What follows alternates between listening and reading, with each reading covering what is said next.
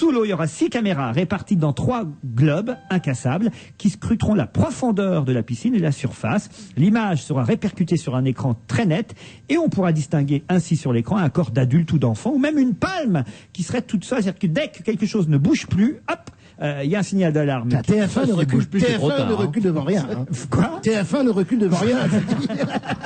Il faut un nouveau loft. Non, mais c'est monstrueux.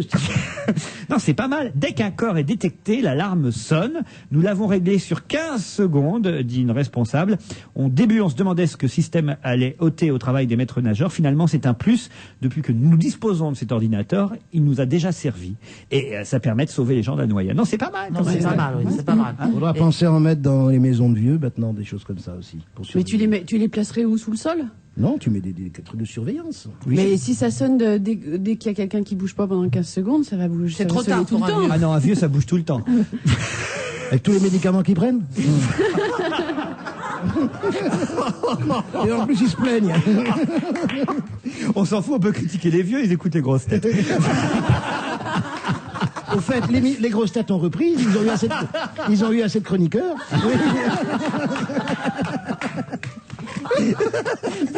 Ils ont même récupéré Jean Amadou. Ah, il n'y a plus que lui, dis donc.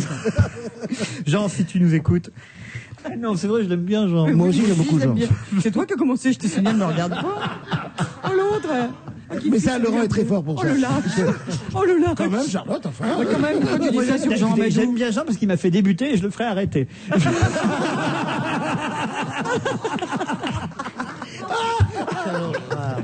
Alors, c'est drôle. Le bizutage continue malgré la loi, c'est un autre sujet, vous l'aurez remarqué. Le bizutage a de beau reste. Non, c'est un peu le même, hein, moi je dirais. Malgré la loi qui interdit la pratique du bizutage depuis 98, eh bien, les anciens, nous dit le Parisien, obligent encore les premières années à vendre en slip dans la rue du papier toilette aux passants. On a tous vu ça encore. C'est ridicule.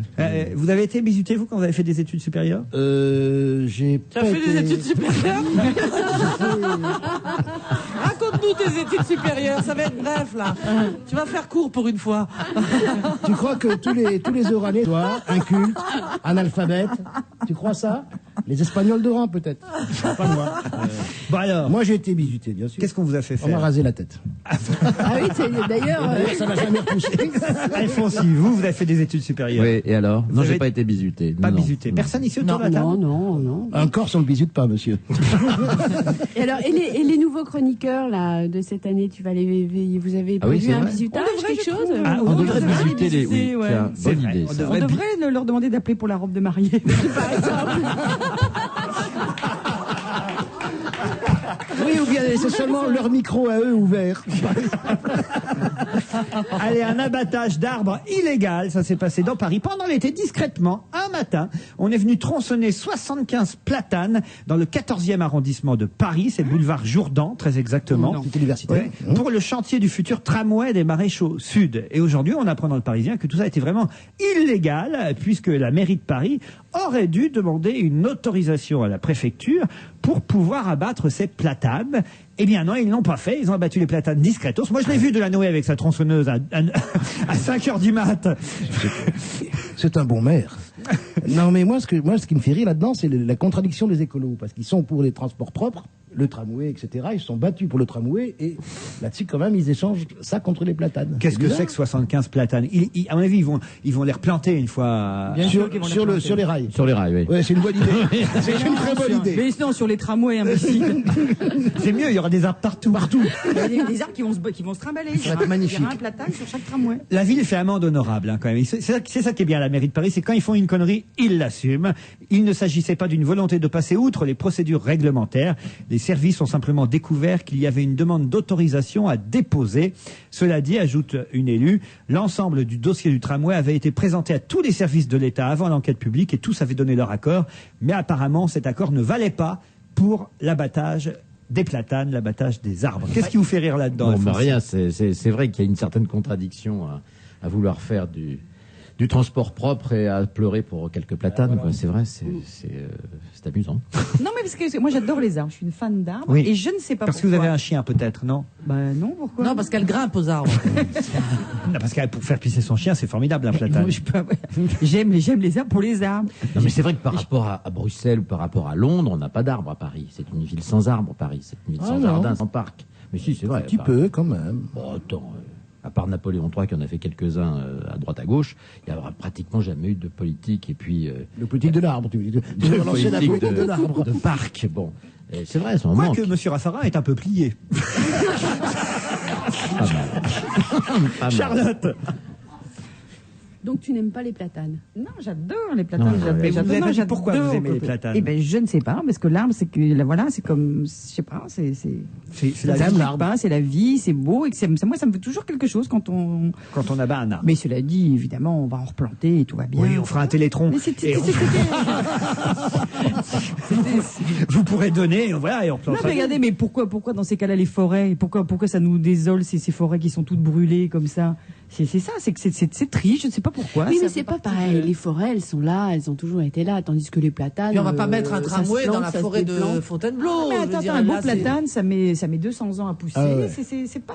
Surtout qu'ils ont Ça a souffert, lutté déjà. contre plein de choses, contre. Contre l'automobile. Oui, Ouais, ouais. contre la C'est-à-dire que pollution. les arbres te parlent, c'est pour ça que tu Les arbres aimes. me parlent. Ah oui, je d'accord. parle. je Tu sais qu'un communique bon avec les platane, arbres. en 2 siècles, il a tué quand même 52 automobilistes, tu vois, je veux Ouais. dire. C'est des serial killers. Non, C'est des alors là, serial je vais te killers, dire. les platanes. Les C'est des platanes, sérieux. c'est pas innocent. Hein. Ah, C'est pas le D'ailleurs, Nicolas Sarkozy a dit on va prendre les empreintes génitales des platanes. Non, c'est pas le platane qui a tué 52, c'est le pastis, à mon avis. On va rester dans l'arbre puisque dans un instant nous parlerons sapin, ce sera après la pub. Sucrée, délicieusement parfumée, la poire Williams vous offre des sensations gourmandes. Les poires de France à savourer à tout moment. Europe 1, bientôt 17h. TPS invente les premiers forfaits satellites à 11 € par mois. Et en ce moment, TPS vous offre 3 mois gratuits, la parabole et la Ligue 1 sur Superstat. Pour en profiter, appelez vite le 32 99. Ceux qui veulent tout, veulent TPS. 15 centimes la minute, voire conditions au magasin. Allez, laisse-moi la faire, tonton. Bon, bah vas-y. Oui, bon, j'y vais.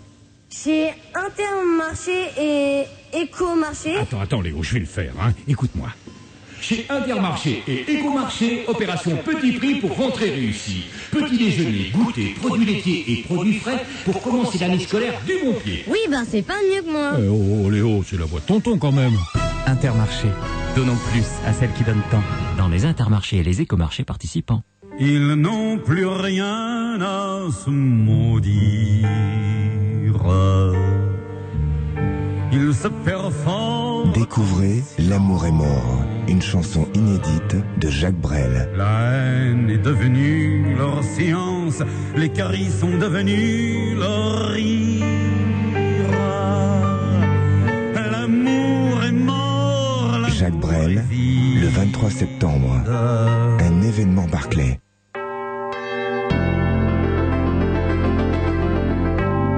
Europe 1, il est 17h, les informations présentées par Astrid Barr.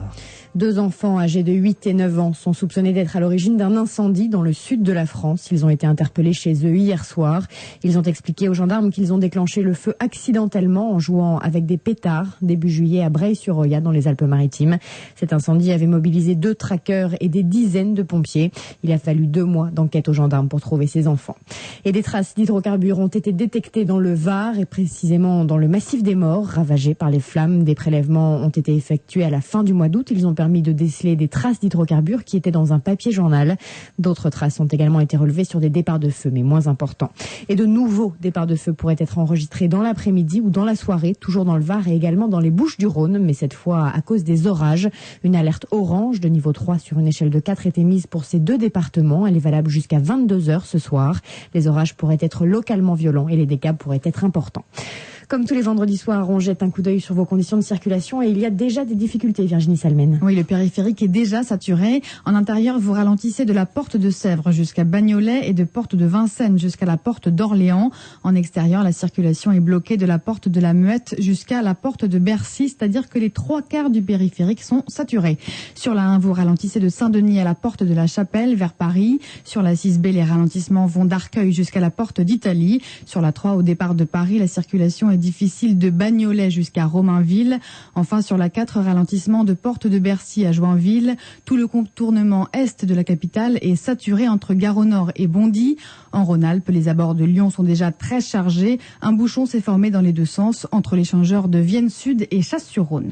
Les marchés financiers, c'est un petit repli à la Bourse de Paris à une demi-heure de la clôture, Pierre Fay. L'indice CAC 40 recule de 0,7% à 3386 points alors que les marchés américains réagissent peu aux mauvais chiffres du chômage publiés aux États-Unis. C'est vrai que cela ne remet pas en cause les espoirs de croissance. Le Dow Jones perd tout de même 0,4%, le Nasdaq gagne 0,2%. Les technologiques profitent des prévisions rassurantes d'Intel et de Cisco aux États-Unis. ST Microelectronics prend 3,4% et Alcatel 1,6%. Casino de son côté gagne 3,6% et Lafarge 3,1%. En revanche, la bourse sanctionne les résultats semestriels de plusieurs entreprises. Pinot Printemps redoute 7,4%, Sodexo 3,8% et Capgemini 1,8%. Enfin, l'euro vaut 1,1037 $. Le maire de Lesquin, dans le Nord, s'oppose à la rave party qui doit avoir lieu ce week-end au centre régional des transports de la ville. Pourtant, le ministère de l'Intérieur autorise cette manifestation. Mais le maire se dit très inquiet. Il a peur de ne pas pouvoir réunir les forces de l'ordre suffisantes puisque la grande braderie de Lille se déroule également ce week-end. Les courses aujourd'hui à Auteuil, dans la 5e tous courus. Premier l'As, écurie gagnante avec le 9, 19,80 et 15. Deuxième le 8, 7,10 et troisième le 12, 2,50. 17h03 sur Europe 1. Très bon après-midi. Dans un instant, on retrouve Laurent Ruquier.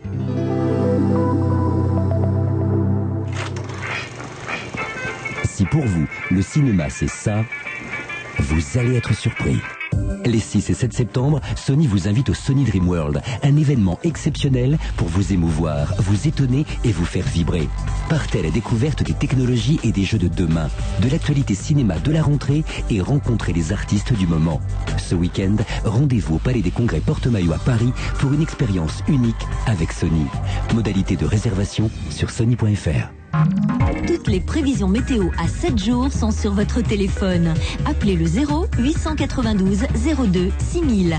0892 02 6000, 34 centimes la minute. Top 3 Peugeot. Aujourd'hui, les offres promotionnelles de la série spéciale Pack CD numéro 1. Ah non, mais depuis que je transporte mes fruits et légumes dans mon boxer Pack CD, fini les salades. Avec son prix à rendre verte une tomate maintenant, eh ben j'ai la pêche. Du 1er septembre au 31 décembre 2003, venez découvrir la gamme Peugeot Partner Expert et Boxer Pack CD, réservée aux professionnels dans le réseau Peugeot participant. Vas-y tonton, fais ton annonce, je suis sage. Merci Léo.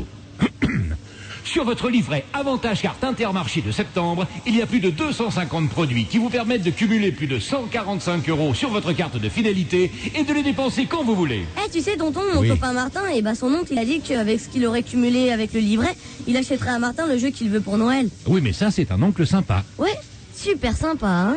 Intermarché. Donnons plus à celles qui donnent tant. Dans les intermarchés participants. Vous n'en avez pas assez d'utiliser de mauvaises excuses pour écourter vos conversations. Franchement. Avec Super Millennium, Bouygues Télécom propose à tous des appels illimités le week-end et aussi tous les soirs de la semaine de 21h30 à minuit. Mais dépêchez-vous parce que c'est une série limitée. C'est le moment de choisir Bouygues Télécom sans changer de numéro. Appel métropolitain Valais fixe et Bouygues Télécom. Offre valable jusqu'au 30 septembre avec un engagement de 12 mois. Conditions en magasin.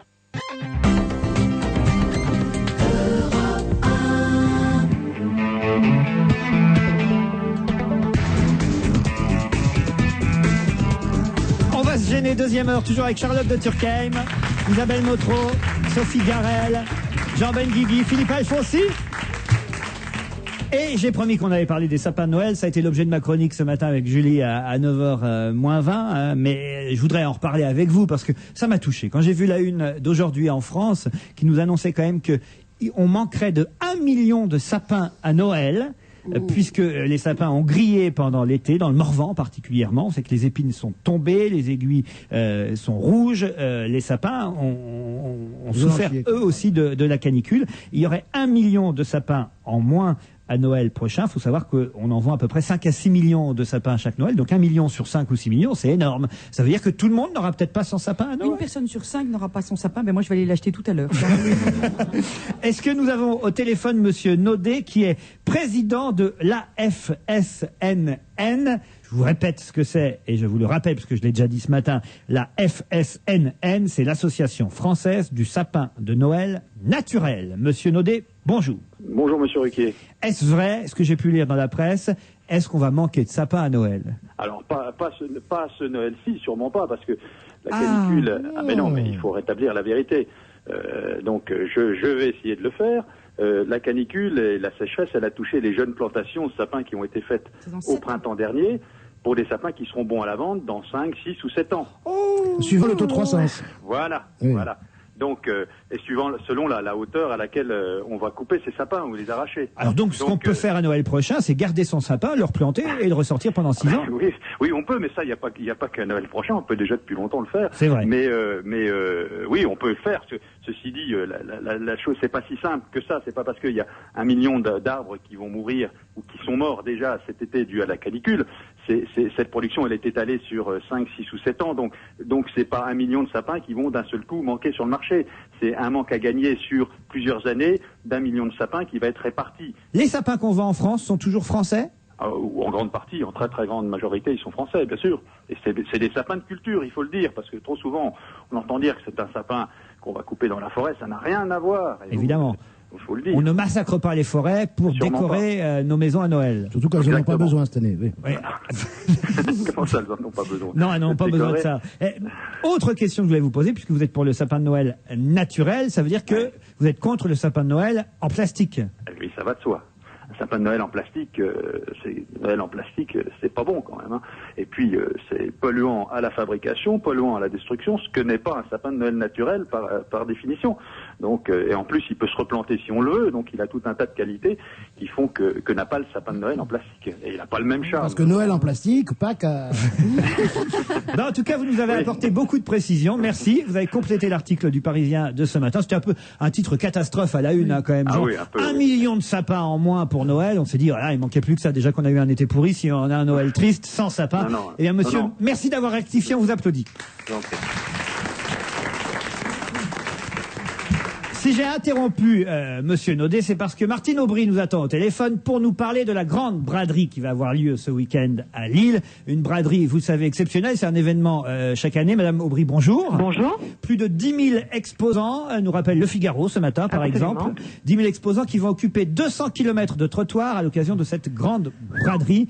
Lille, le marathon des chineurs, c'est le titre de l'article de Caroline Salé dans Le Parisien. C'est un événement auquel vous participez. Je suis sûr que vous allez, depuis que vous êtes là-bas à Lille, vous y allez chaque année? Ah bien sûr, non seulement j'y vais chaque année, mais on dort pas pendant une journée et demie. C'est-à-dire c'est extraordinaire. Vous veniez. Il y a 2 à 3 millions de personnes, il n'y a jamais d'incident, tout le monde est dans la rue, on boit de la bière, on mange des frites, on chine, on écoute des concerts.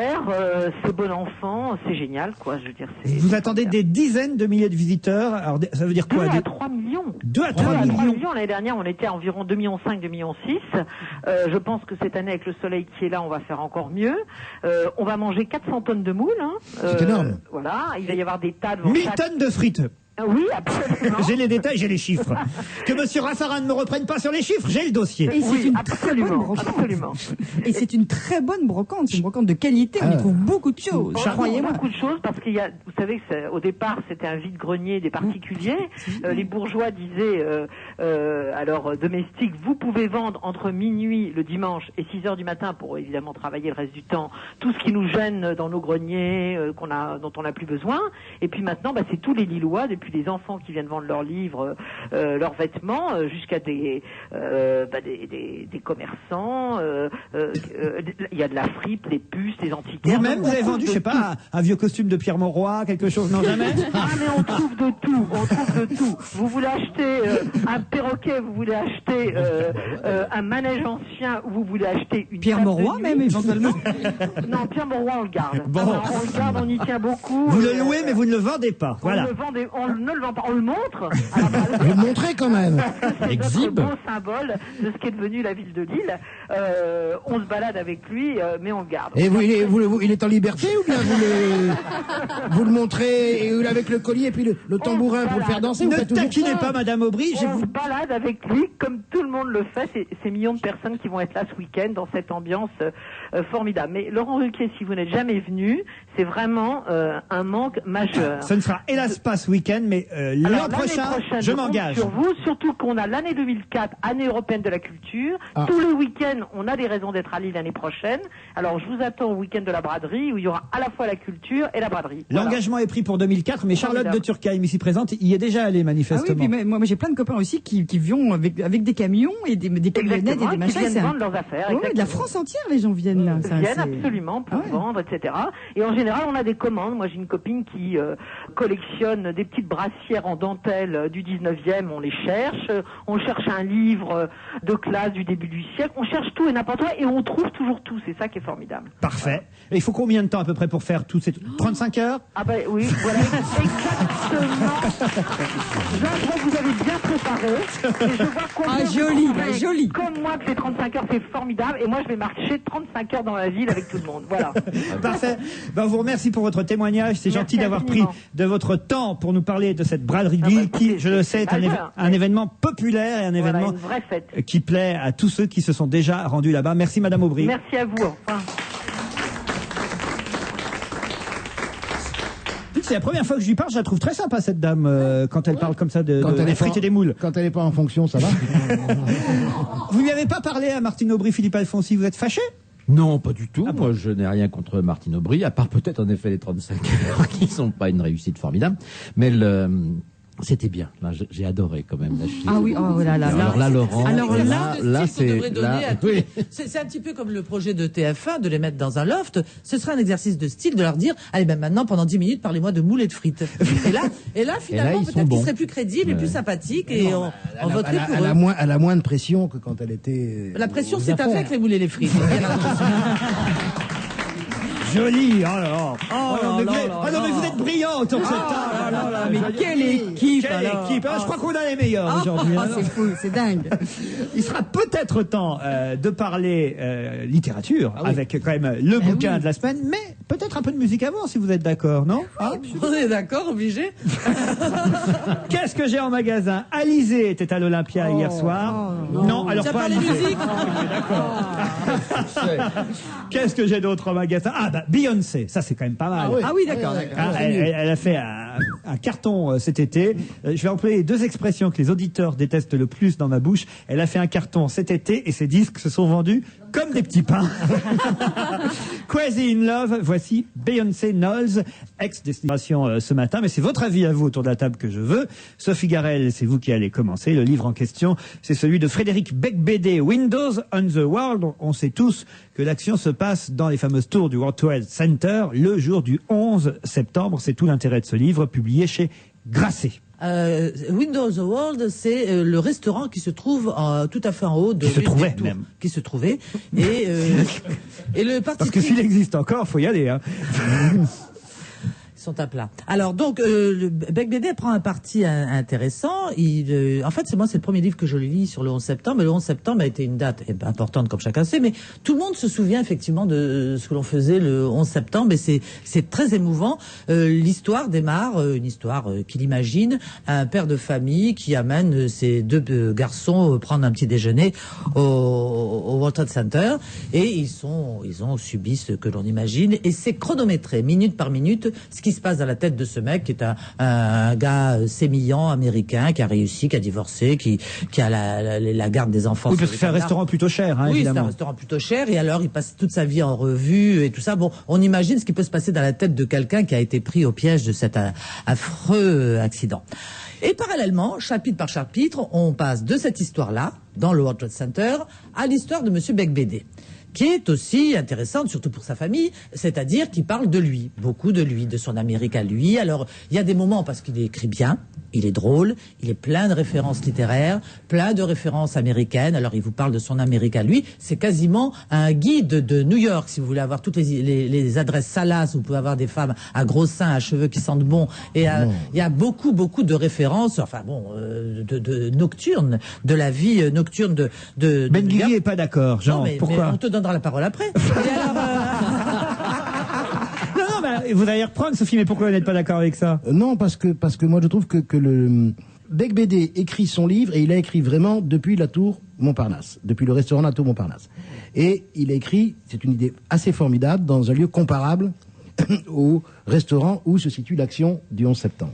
Et moi, c'est pour ça que je n'étais pas d'accord avec Sophie, je trouve que c'est aussi intéressant, et peut-être plus intéressant ce que raconte de lui Beigbeder que ce qu'on peut supposer savoir du 11 septembre dans la tour du World Trade Center. Oui, mais alors le titre est un peu trompeur. Voilà, c'est-à-dire que en fait, c'est presque plus un livre sur Beigbeder. Autobiographique, sur une analyse on Beigbeder. Voilà, c'est un peu ça. Alors, ce qui est intéressant, c'est effectivement, c'est que c'est très bien écrit. Et alors, il dit des choses qui sont irrésistibles. C'est très drôle par rapport justement à la tour Montparnasse que j'allais citer quelques secondes avant toi. Après moi. Il dit, nous avons 10 ans de retard sur les Américains. Eh bien, je suis dans cette tour, j'en ai encore pour quelques années devant moi. Donc c'est vrai il y a une séquence formidable sur le franglais où il parle de Van Damme, où c'est irrésistible. Il est extrêmement drôle, mais c'est vrai qu'il y a des moments où il est d'un tel nombrilisme, d'un tel cynisme, où c'est parfois même de mauvais goût. Quand on voit les corps brûlés dans le World Trade Center, il dit aujourd'hui j'avais pas prévu barbecue par exemple. Il y a des choses où c'est moyen, mais là c'est vrai que c'est ramassé, mais c'est un livre extrêmement dense, brillant, intéressant et brillantissime. Charlotte de Turckheim. Alors moi j'étais un peu déçue parce que je trouve qu'il parle que de lui, quoi, que de lui, et que ce qui se passe dans cette tour, c'est l'histoire de ce papa avec ses 2 petits garçons, mais minute après minute, d'abord c'est un peu ennuyeux parce que bon, on sait malheureusement comment ça va se terminer, et donc cette espèce de comme ça, de côté un peu eau de rose, de mon chéri, mon papa, on va mourir, etc. Moi, j'ai trouvé que ça m'a pas ému. J'ai trouvé que c'était un peu complaisant, quoi, que c'était un peu fastoche, quoi, de faire ça. Puis en plus, on connaît la fin, c'est horrible à dire, mais dramaturgiquement parlant, c'était pas. Oui, pas de suspense. Pas de suspense, oui. Quoi, voilà. Et puis cette espèce de côté qui parle en français, en anglais. Et puis quant à la vie de Beigbeder lui-même, c'est-à-dire que c'est un drôle de garçon, quoi. C'est-à-dire qu'on peut pas enfin, c'est vrai, il le dit, il s'auto-flagelle tout le temps. Il dit je m'accuse de ceci, je m'accuse de cela, je suis horrible, je suis con, je suis cynique, je suis affreux, je suis qu'un fils de famille, je suis né incapable d'aimer. Alors oui, c'est vrai. Alors il a des formules rigolotes. Il dit je suis né le cul bordé de petites cuillères en argent. Bon, c'est vrai qu'il a des formules très pub, quoi. Mais c'est vrai qu'il dit tout le temps. Quoi que je fasse, on doute tout le temps de moi. Ouais. Et en fait, j'ai envie de lui dire, ben oui. Non, mais c'est vrai, c'est affreux, c'est que je ne sais pas pourquoi, effectivement, on termine son bouquin et on peut pas s'empêcher de se dire, ce mec est très malin quand même. Ouais. Oui, parce que c'est un faiseur. Non, il est virtuose dans ce livre. Il est virtuose. C'est malin. On peut pas douter de son talent, en tout cas, dans ce livre. Alfonsi. C'est un livre très, très émouvant. Très émouvant, mais certainement pas quand il met en scène ce père de famille et ses 2 enfants, pas sur ce qui se passe dans la tour infernale. D'accord. Ouais. C'est quand il parle de lui. Bien sûr. Alors quand il parle de lui, il est très émouvant. Quand il parle de sa laideur étant môme, quand il parle du pauvre petit garçon riche qu'il a été, tout ça. Bon, alors là, il est émouvant. C'est vrai, il est émouvant. Il a quelquefois, il a des manies insupportables, c'est de faire des listes. Il fait des listes sans arrêt. Il vous donne la liste des numéros de téléphone qu'il faut bien connaître à New York pour pouvoir en effet sauter une nana ou pour etc. Bon, il vous donne la liste des livres qu'il préfère. Il vous dit pourquoi il aime la littérature américaine. Et alors là, c'est très curieux. Dans sa liste des auteurs préférés, il a des lacunes. Il a peut-être écrit un peu vite. Je sais pas, il manque Faulkner, par exemple. C'est incroyable. Il n'y a pas d'Ospassos. Il n'y a pas d'Ospassos. Il n'y a pas Irving. Bon, il a écrit un peu vite. Il a recopié un peu vite, là. Bon. Mais il est émouvant quand il parle de lui. Ouais. Voilà. Mais quand il parle de la tour infernale, pas du tout. Je veux dire, c'est en effet un peu, c'est du convenu. Hein. C'est en effet, c'est des gens grillés, des gens qui vont. Moi je savais dès le départ que on peut le dire puisqu'il n'y a pas de suspense, que le père et les 2 fils dont un est mort va sauter. Il va faire partie de ces corps qu'on a vu tomber. Bon, et je crois que cette horreur-là, on peut pas la décrire de toute façon. Il y a une certaine, il le dit d'ailleurs lui-même. C'est ce qui est écrit au dos du livre. Bon. Le seul moyen de savoir ce qui s'est passé dans le restaurant situé au 107e étage de la tour nord du World Trade Center le 11 septembre 2001 entre 8h30 et 10h20 29, c'est de l'inventer. Bien sûr. Oui, mais il l'invente pas de façon extraordinaire. Je veux dire, c'est vrai que moi, je trouve pas ça formidable. Et puis c'est pas de ça dont il parle en fait. Non, il parle c'est de que moi lui. je me suis dit en fait ce garçon avait envie de faire un livre sur lui. Il parle de la claque qu'il a pris à Canal+. Je me suis dit, je sais pas. Il s'est servi du World Trade pour vendre un livre sur lui. C'est un peu bizarre comme démarche quoi. Voilà, j'ai un petit peu, on va me dire, il se sert un petit peu de ce truc-là pour parler de lui, pour s'excuser, pour dire à quel point. Jean Benguigui n'a pas l'air d'accord, mais avant, on va quand même écouter Isabelle Motro parce qu'on n'a pas entendu le son de sa voix. Isabelle. Et moi, ça me fait penser à Raffarin quand il vient de la pub et ça se sent. C'est-à-dire qu'il a fait un coup.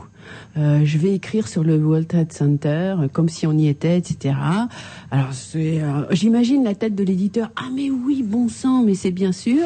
Et puis bon bah maintenant il faut le faire quoi. Donc il le fait. Il va en haut de la tour Montparnasse. Là encore, ça fait vraiment l'idée du pubier de service. Hein.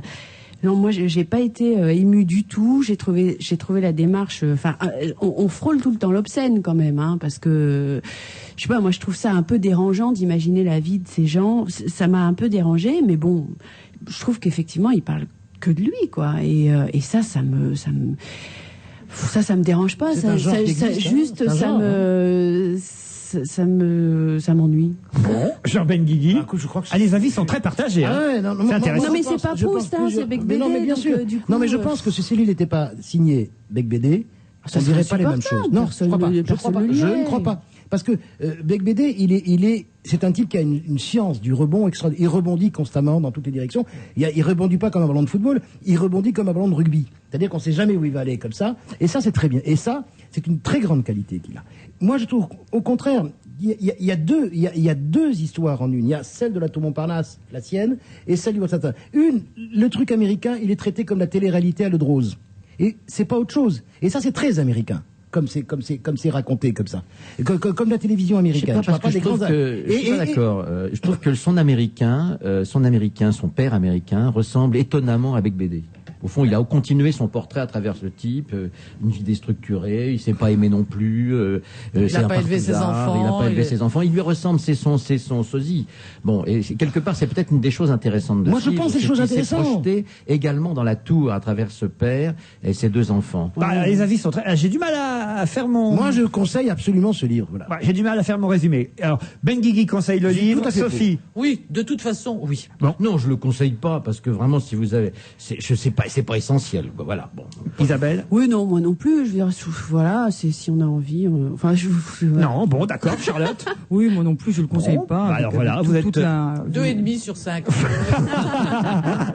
Il n'y a que moi qui suis vraiment pour. Voilà. C'est chez Grasset, Frédéric Bec BD, Windows on the World. Moi, je vais quand même le lire. Hein, ça m'intéresse parce que New York m'intéresse. Il y a des aussi. formules formidables, il y a des trouvailles, il y a même des jeux sur les kamikazes, enfin, c'est sur les pilotes suicides. Enfin, il y a des trucs d'autres époques, des trucs qu'on fait en soirée qui sont rigolos, qui sont sympas. Il y a une belle photo à la fin écrit. que vous ne verrez plus jamais. C'est ce qu'on voyait du haut du World Trade Center, à l'intérieur, page de tourne. Et vendredi prochain, nous parlerons d'un autre livre qui fait beaucoup parler, puisque c'est un livre qui, évidemment, chaque année, pas le même livre, mais Elle publie le même livre. Mais non, mais chaque année, c'est un auteur qui fait un carton, elle aussi, un tabac. Et qui va se vendre comme des petits pains. Voilà, et ben oui, je vous le dis. Cette année, son livre s'appelle Antéchristas et Amélie Nothomb. Ce sera pour vendredi prochain chez Albin Michel. Je rappelle les références du livre de Bec BD, mais est-il besoin parce qu'on le voit partout et ce bouquin, on en parle dans tous les journaux. Windows on the World et c'est chez Grasset. Voilà. On passe à autre chose parce que quelqu'un nous attend au téléphone. Rien à voir avec ce dont on vient de parler, encore que on reste dans la pub finalement, vous allez me dire. Puisque Michelin vient d'inventer le pneu avec service compris. Et j'ai au téléphone le directeur du marketing Europe Michelin. J'ai trouvé ça amusant de vous appeler parce que franchement c'est nouveau, c'est une véritable innovation. Je ne sais pas si Goodyear, je ne vais pas citer toutes les autres marques, vont vous suivre, mais parlez-nous de cette innovation chez Michelin, monsieur Vial. Bonjour. Bonjour. Effectivement, peut-être que d'autres marques nous suivront, mais en première mondiale, Michelin lance depuis cette semaine les premiers pneus services compris, qui sont des services totalement gratuits pour l'automobiliste, accessibles 24 heures sur 24, 365 jours par an. Alors, ça veut dire que on achète un pneu chez vous, et si dans les 2 ans, qui suivent l'achat du pneu, vous crevez. Enfin, pas vous, mais celui qui a acheté le pneu crève. Il y a un numéro de téléphone, on appelle et quelqu'un vient changer le pneu. Alors absolument, C'est dingue. En moins d'une heure, partout en Europe, quelqu'un vient remplacer le pneu, mettre en place votre roue de secours si elle est utilisable, et si vous avez un problème avec votre roue de secours, vous amenez jusqu'au point de service, au garage le plus proche, qui procédera à la réparation ou à l'échange du pneu, et dans ce cas de figure, Michelin remboursera le pneu crevé. Est-ce que le pneu est plus cher qu'avant ? Non, le pneu n'est absolument pas plus cher qu'avant. Ce sont 3 services complémentaires que souhaite offrir la marque Michelin à ses consommateurs et automobilistes, et les pneus gardent le même prix qu'auparavant. Comment vous faites? Où est l'arnaque? Oui, c'est ça. On se regarde avec Isabelle en se disant on est presque méfiants. Alors non seulement il n'y a pas d'arnaque, mais le service en assistance crevaison n'est pas le seul de cette offre, puisque Michelin Onway, c'est également la garantie dommage pneumatique et un nouveau service qui s'appelle SOS Direction et qui utilise en fait la compétence de Michelin dans le domaine de la mobilité à travers les guides rouges, les cartes vertes, les cartes routières, guides verts et autres services numériques via Michelin.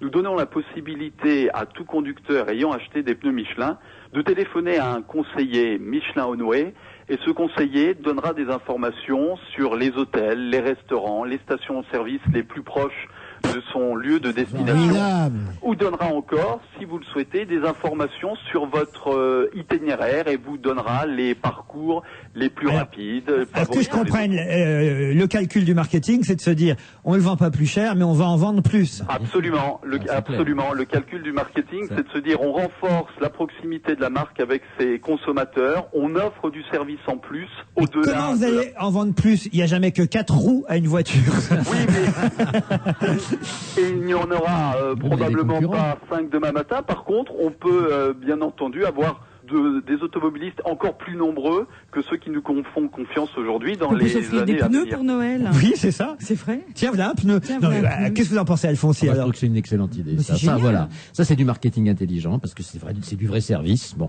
Et c'est vrai qu'ils vont attirer des clients. Ça, c'est évident qu'ils vont attirer des clients. Désormais, 4 Michelin et plus rien. Voilà. Bien sûr. Non, mais en plus, il faut dire quand même que les pneus modernes, on crève très peu avec. Oui, c'est vrai que les risques... Les risques sont très minimes. Ah oui, j'avais pas pensé à ça. En fait, vous vendez du vent. Mais oui. Mais non, ils vendent du bon pneu. Non, les pneus sont bons. Michelin Onway, c'est bien d'autre chose que cette assistance crevaison. Et je parlais à l'instant d'SOS Direction et la possibilité que l'on donne à tout conducteur d'entrer en contact autant de fois qu'il le souhaite, 24 heures sur 24, avec les conseillers de Michelin Onway, et d'avoir des informations sur un itinéraire, sur des hôtels et des restaurants. Ça va bien au-delà de la crevaison. Ça veut dire que si j'achète un pneu chez vous, même si je ne crève pas, si je suis, je sais pas, et je suis à Rouen, je veux savoir quel est le meilleur restaurant. Vous êtes au Havre, par exemple. Je suis au Havre. Il faut que je fasse comme Raffarin dans le Poitou. Il faut que je cite ma ville. Je suis au Havre, et là j'appelle un numéro et on me donne le nom du meilleur restaurant. Absolument. Uniquement parce que j'ai acheté un pneu chez vous. Absolument. Basé sur les conseils du guide rouge, et cette information, vous pourrez l'avoir tous les jours, 24 heures sur 24, Incroyable. C'est énorme. Même le soir de Noël. Wow. Et si j'ai pas de voiture, si je vous achète un pneu, ça marche quand même. Vous pourrez toujours utiliser les services de SOS Direction, bien sûr. On peut essayer. C'est hein. génial. Non mais c'est ça, on va tous s'offrir des pneus à Noël. On voulait au lieu de s'offrir des fleurs, on va s'offrir des pneus. Ça coûte combien un pneu par rapport au guide Michelin, par exemple? Alors, un pneu, ça coûte en fonction du type de véhicule que vous souhaitez équiper, ça coûte 3, 4, 5 fois plus cher qu'un guide Michelin, voire plus pour certains véhicules. Bon, donc quand même, c'est pas on ne l'amortit pas, parce que je me disais autrement, on va plus acheter le guide Michelin, on achète un pneu.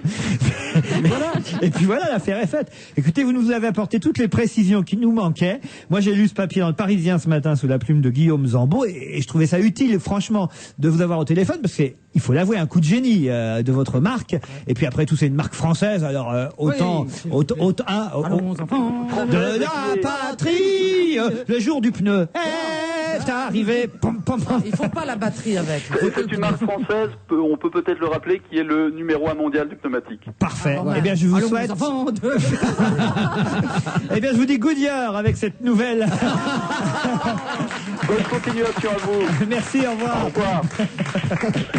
Non, c'est vrai que c'est incroyable. On devrait faire ça pour tout. Vous achetez un paquet de pâtes, eh ben je sais pas, Lustucru, ça existe toujours Lustucru? Oui. Lustucru devrait avoir un service après-vente qui fait qu'il y a un type, si vous savez pas faire les pâtes, Mais il y a un type qui vient Mais vous il y a les un faire. service consommateur avec sur toutes les on marques. fait la même chose avec les fiancés. Non mais c'est vrai, on pourrait franchement, on pourrait... Mais sur toutes les marques, il y a service consommateur maintenant. Que ça soit une boîte de sauce tomate ou un paquet Ouais, de mais pâtes. le mec débarque pas chez toi pour t'aider à ouvrir ta boîte de... Ça dépend. Moi, Non, parce que là, c'est vrai que c'est ça la nouveauté, c'est qu'il y a un type qui vient changer ton pneu. Imagine, t'achètes des pâtes, tu sais pas les faire, et ben Lustucru met à ta disposition 24 heures sur 24, même à Noël, le moyen de bouillir tes pâtes. C'est génial. Ça serait génial. D'autres marques vont le faire, forcément, non? Alphonsine. Oui, absolument. Bah, oui, c'est logique. Oui, ça serait intéressant. Qu'est-ce qui serait vraiment loufoque alors dans le genre service après-vente comme ça? Je vous dis pour les fiancés. Les fiancés, ouais. Vous bon, vous êtes fait oui. larguer par Enfin, votre on en fiancé, achète vous pas appelez, beaucoup, hein. hop, on vous en amène un neuf. Tu connais C'est les vachement fabriques de bien. fiancés, Ou le toi mieux, à quelques kilomètres. Non, mais c'est formidable. Et imaginez, même votre boucher, je sais pas, votre boucher, vous achetez un steak, hein, le steak, vous n'arrivez pas à le faire cuire, il est pas comme il faut. Vous n'arrivez pas à le mâcher, vous le faites mâcher par le boucher. Non, mais j'imagine que les dames, alors ça, on va me traiter de macho, je suis comme les dames, je sais pas changer un pneu, mais quand on a une crevaison, on est tous intéressés par l'idée que quelqu'un puisse, dans l'heure qui vient, venir vous changer votre oui, pneu. surtout un mec qui arrive à dévisser. Le problème, c'est enlever le boulon, quoi, avec les machines dans les garages. Exact. Eh oui, on peut pas. On peut pas. Là, le type vient sur... Non, franchement, je trouve ça Non, c'est incroyable. très bien. Incroyable. C'est bien. Incroyable. Moi, je ne touche rien de Je vous chez dis, Michelin. on a envie de crever. Presque, hein. C'est vrai, vous avez raison. On a envie pour voir si ça marche. déjà. Est-ce que vous croyez que ça marche déjà? Attendez, j'ai un numéro, on le fait. Le 0820 20 63. Oui, mais vous n'avez pas acheté de pneus. Et il va te demander la Bah carte, oui, il va te il va demander te ton demander numéro. ton T'as un numéro numéro de pneu. confidentiel. Tu crois? Eh oui, Je vais dire, je l'ai oublié. Et On ça, essaye. Eh ben, à mon avis, il va te raccrocher au nez. Si jamais il me dit qu'il a sa robe de mariée, pas possible. Faut avoir suivi la première heure de l'émission, hein, pour Numéro comprendre. 52, t'as qu'à lui dire. Michelin, bonjour. Pour tout savoir sur l'offre Michelin Noué ou utiliser les services Michelin Noué, tapez 1. Ah merde. Ah, on peut pas taper un Europe 1. C'est pas numérique. Ben oui, parce qu'on a un téléphone qui est pas à touche. Comprenez ce que je veux dire? Alors voilà. Donc c'est une merde ce service. Enfin, tu crèves pas quand il y a Europe. Allez, on se retrouve après la pub. À tout de suite. Une autre pub.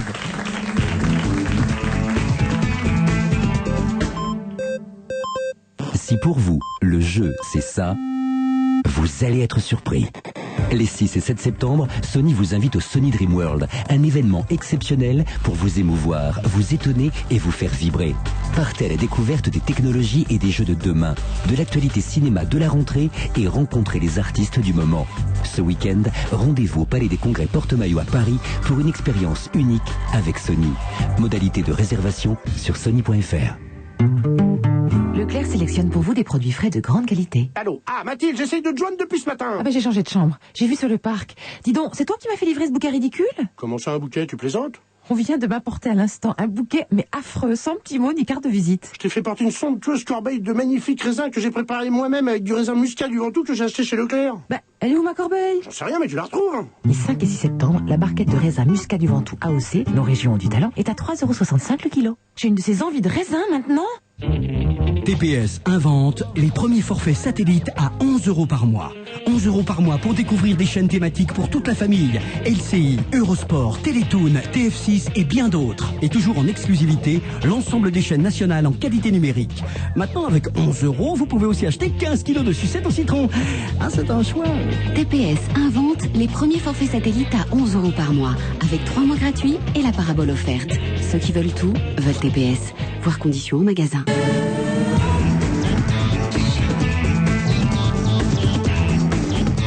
On va se gêner la suite jusqu'à 18h avec Philippe Alfonsi, Jean Benguigui, Isabelle Motro, Charlotte de Turckheim, Sophie Garel. Et on va parler un peu de sport, mais c'est amusant quand même, Oh ce non, dont je vais alors vous ça parler. m'étonnerait. C'est jamais amusant, le Il s'agit de sport. football. Je sais que vous n'aimez pas le football, mais Jean, lui, alors on va parler Oui. entre nous. Non, mais en plus de football et de femmes, Isabelle Motro. Oh là là, oui, je oui, leur ai j'ai pire. entendu Oula. ça, oui. Puisque Ah, c'est bon. l'équipe de Pérouse, qui est une équipe d'Italie qui joue dans le championnat, Qui joue dans le calcio en première division. première division, Oui, oui. l'équipe de Pérouse a décidé d'engager une footballeuse suédoise. Elle s'appelle Anna Lundberg, elle a 24 ans, pour jouer dans le club garçon, hein, entendons-nous. C'est-à-dire que l'équipe de Pérouse dit à la connaissance de la fédération, aucun règlement n'interdit de faire jouer une femme dans une équipe de foot masculine. Alors ça serait quand même une grande première. Vous Ça imaginez serait marrant. que quand même... Ça nous plaît. Ah, hein. déjà. voyez. Alors Ah, maintenant, s'il y a des joueuses qui jouent au foot, ça va commencer à intéresser les femmes. Bah C'est oui. pas bon comme marketing non plus. Hein, ça. C'est Michelin qui a eu l'idée. Je te rappelle, je te rappelle qu'il y a déjà des équipes de foot féminines. Bien sûr. Entièrement féminines. Ce qui est Entièrement féminines. intéressant, c'est que justement, c'est la mixité. on n'a jamais pensé à. Voilà, c'est la Moi, je pensais que confrontation. c'était interdit. Non. Ça va être formidable quand même. Imaginons, ce qui va être drôle, c'est d'imaginer quand même le mur, quand il y a un mur, quand il y a un coup franc. Tous les garçons vont avoir les mains sur les couilles, elle sur sa poitrine. oui. Non mais ça va être assez... Oui, c'est amusant. Oui. C'est amusant. oui, c'est amusant. C'est là qu'on verra qui est fille, qui est garçon. Exactement. Non, mais alors s'il y en a un qui a une main sur les couilles et l'autre sur la poitrine, comment il fait?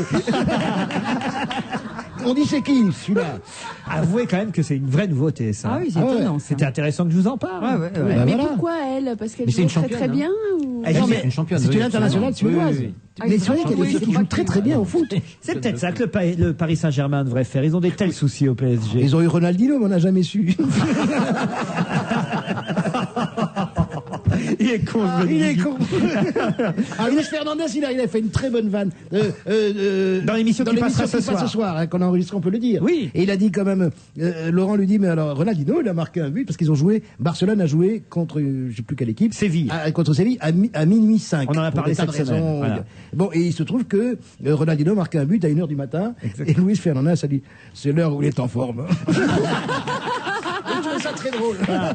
Il est invité ce soir sur France Non, ne 2 ratez pas, c'est très drôle. de notre émission. On a tout essayé. Louis, il parle pas bien français. Hein. Il est espagnol. Oui, mais enfin quand même, pour faire de la radio, parce qu'il fait de la radio sur Mais les je crois radios qu'il a fait des concurrentes. progrès, moi. Ah oui. Oui. Je peux le dire maintenant, on s'en fout, l'émission est enregistrée. Mais c'est terrible. Je me suis dit, mais comment on peut le laisser parler dans un micro? Tu sais, il parle de foot, il n'y a pas besoin de beaucoup de vocabulaire.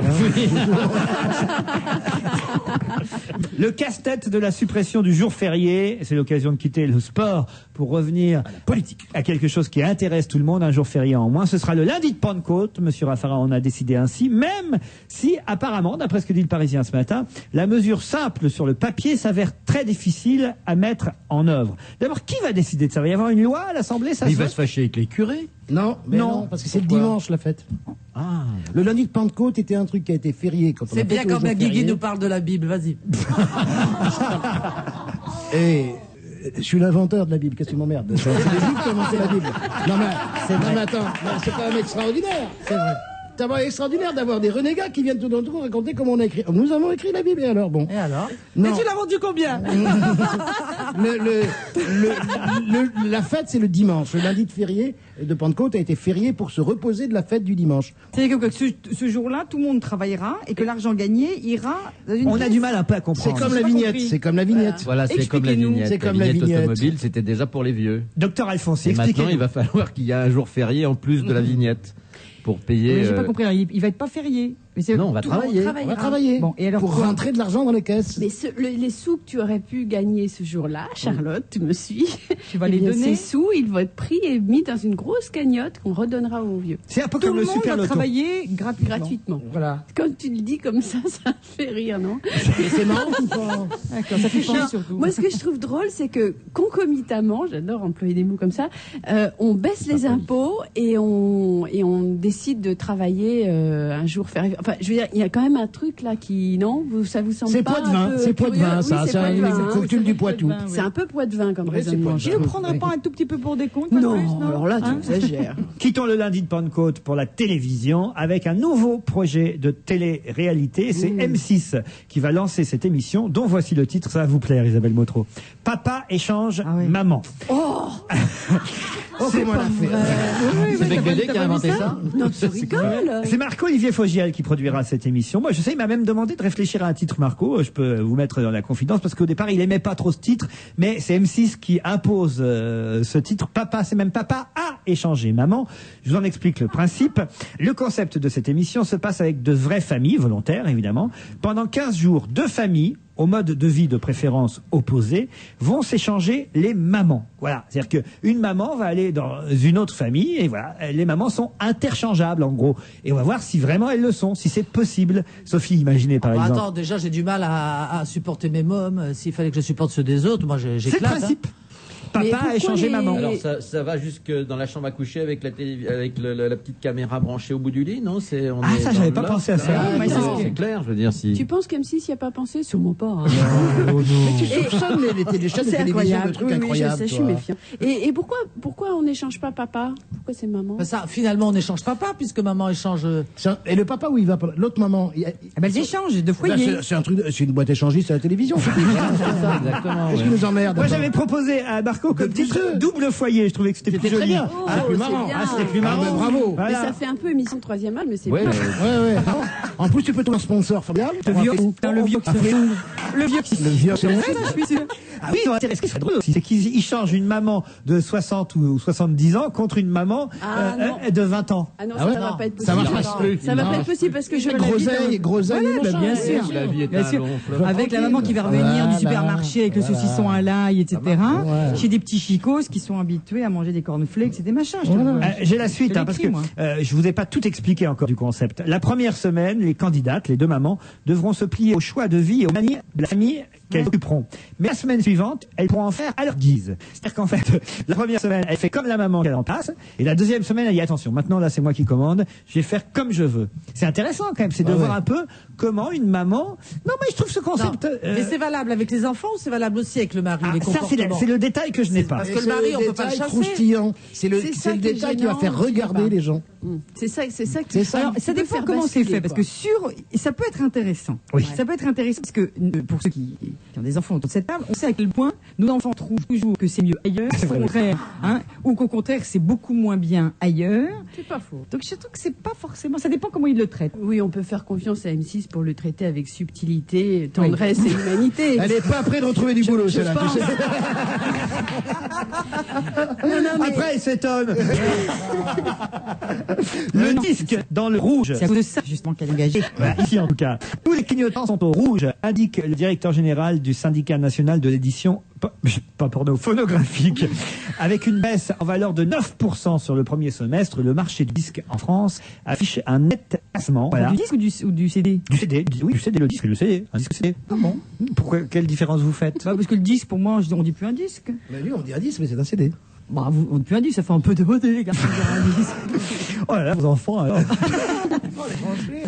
La variété nationale perd du terrain face à la variété internationale. Ouais, jusqu'ici, ce répertoire permettait au marché français de surnager dans un contexte international de crise. C'est fini. Reste tout de même que la meilleure vente de single l'année dernière. Est-ce que vous savez ce que c'est? Noir Désir. Non, le single. L'année dernière. Carla Bruni, c'est l'album le plus écouté, effectivement. Mais le single... Laurie. Non, Alphonse Braun de Michael Youn. Vous savez, le Frank. Ah oui. C'est le plus vendu en single l'an dernier. Et l'album, vous aviez raison Jean-Benguy, l'album qui s'est le plus écouté est celui de Carla Bruni. Alors, profitons-en encore. Le nouvel extrait, c'est Le plus beau du quartier. C'est une chanson plutôt amusante. Regardez-moi, je suis le plus beau du quartier, je suis le bien aimé. Dès qu'on me voit, on se sent tout comme envoûté, comme charmé. Lorsque j'arrive, les femmes elles me frôlent de leur regard penché. Bien malgré moi, je suis le plus beau du quartier. Est-ce mon visage, ma peau si finement grainée, mon air suave, est-ce mon allure, est-ce la grâce anglo-saxonne de ma cambrure, est-ce mon sourire, ou bien l'élégance distinguée de mes cachemires? Quoi qu'il en soit, c'est moi le plus beau du quartier. Mais prenez garde à ma beauté, à mon exquise ambiguïté. Je suis le roi du désirable et je suis l'indéshabillable. Observez-moi, observez-moi de haut en bas, vous n'en verrez pas deux comme ça. Je suis le favori, le bel ami de toutes ces dames et de leur mari. Regardez-moi.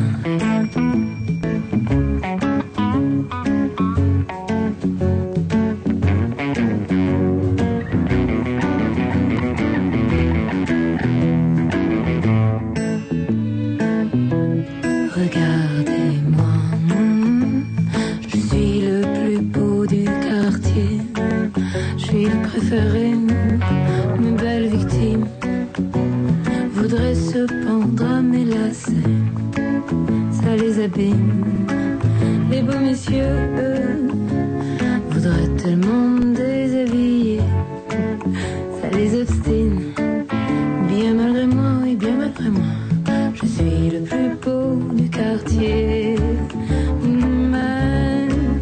Mais prenez garde à ma beauté, à mon exquise ambiguïté. Je suis le roi du désirable et je suis l'un des habillables. Observez-moi, observez-moi de haut en bas, vous n'en verrez pas de comme ça. Je suis le favori, le petit chéri de toutes ces dames et de leur mari aussi, oui.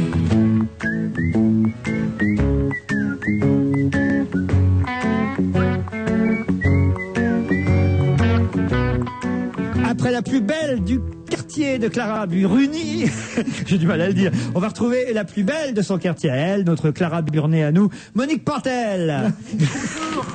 Tu l'as appelée Clara Burni. Tu l'as appelée Clara Burni. Clara Burni. J'ai dit quoi? T'as dit Clara Burni. Au lieu de Carla? Au lieu de Carla Bruni, tu as dit Clara Burni. Et dans Burni, il y a Burne. Voici Monique Pantel, en tout cas. Bonjour Monique. Bonjour, ça va bien, je suis sur ma moquette. Très bien, parfait. Et oui, parce que la semaine dernière, j'avais mal au genou. Oui. Alors j'étais assise, comme tout le monde, et j'aime pas. Bon. Voilà, alors tout va bien. Parfait. Mais le pas bon, j'ai fait un cauchemar. Aïe. Mais c'est vrai, un vrai cauchemar, ça m'a foutu la trouille. Je cherchais dans le film français les sorties des films à venir. Je voyais que des films sortant dans une seule salle. Je me disais, oh là, la Ruquier va m'engueuler. Heureusement, je me suis réveillée. C'est intéressant. Ça m'a foutu la trouille. Hein. T'aurais pas dû. Et maintenant, si on parle... T'aurais pas dû, elle dit Sophie. Et maintenant, parlons cinéma, si vous le voulez bien, Monique. Oui, j'ai eu un coup de cœur. Ah, très bien. Quel pour film? un chef-d'œuvre. Allez, lequel? Dirty Pretty Things, de Stephen Frears. Avec Audrey Tautou et Sergi Lopez. Et puis ce monsieur dont on peut pas dire le nom, Chiwetel Ejiofor, qui est génial. Grand acteur anglais. C'est un grand témoignage sur la misère humaine, celle des sans-papiers qui à Londres vendent leurs reins pour un vrai faux passeport. C'est formidablement bien fait. Bien. Et en plus, il y a une fin drôle, figurez-vous. Bah, c'est quand même du Stephen Frears, hein. Il fait quand même plutôt des bons films, il faut bien dire.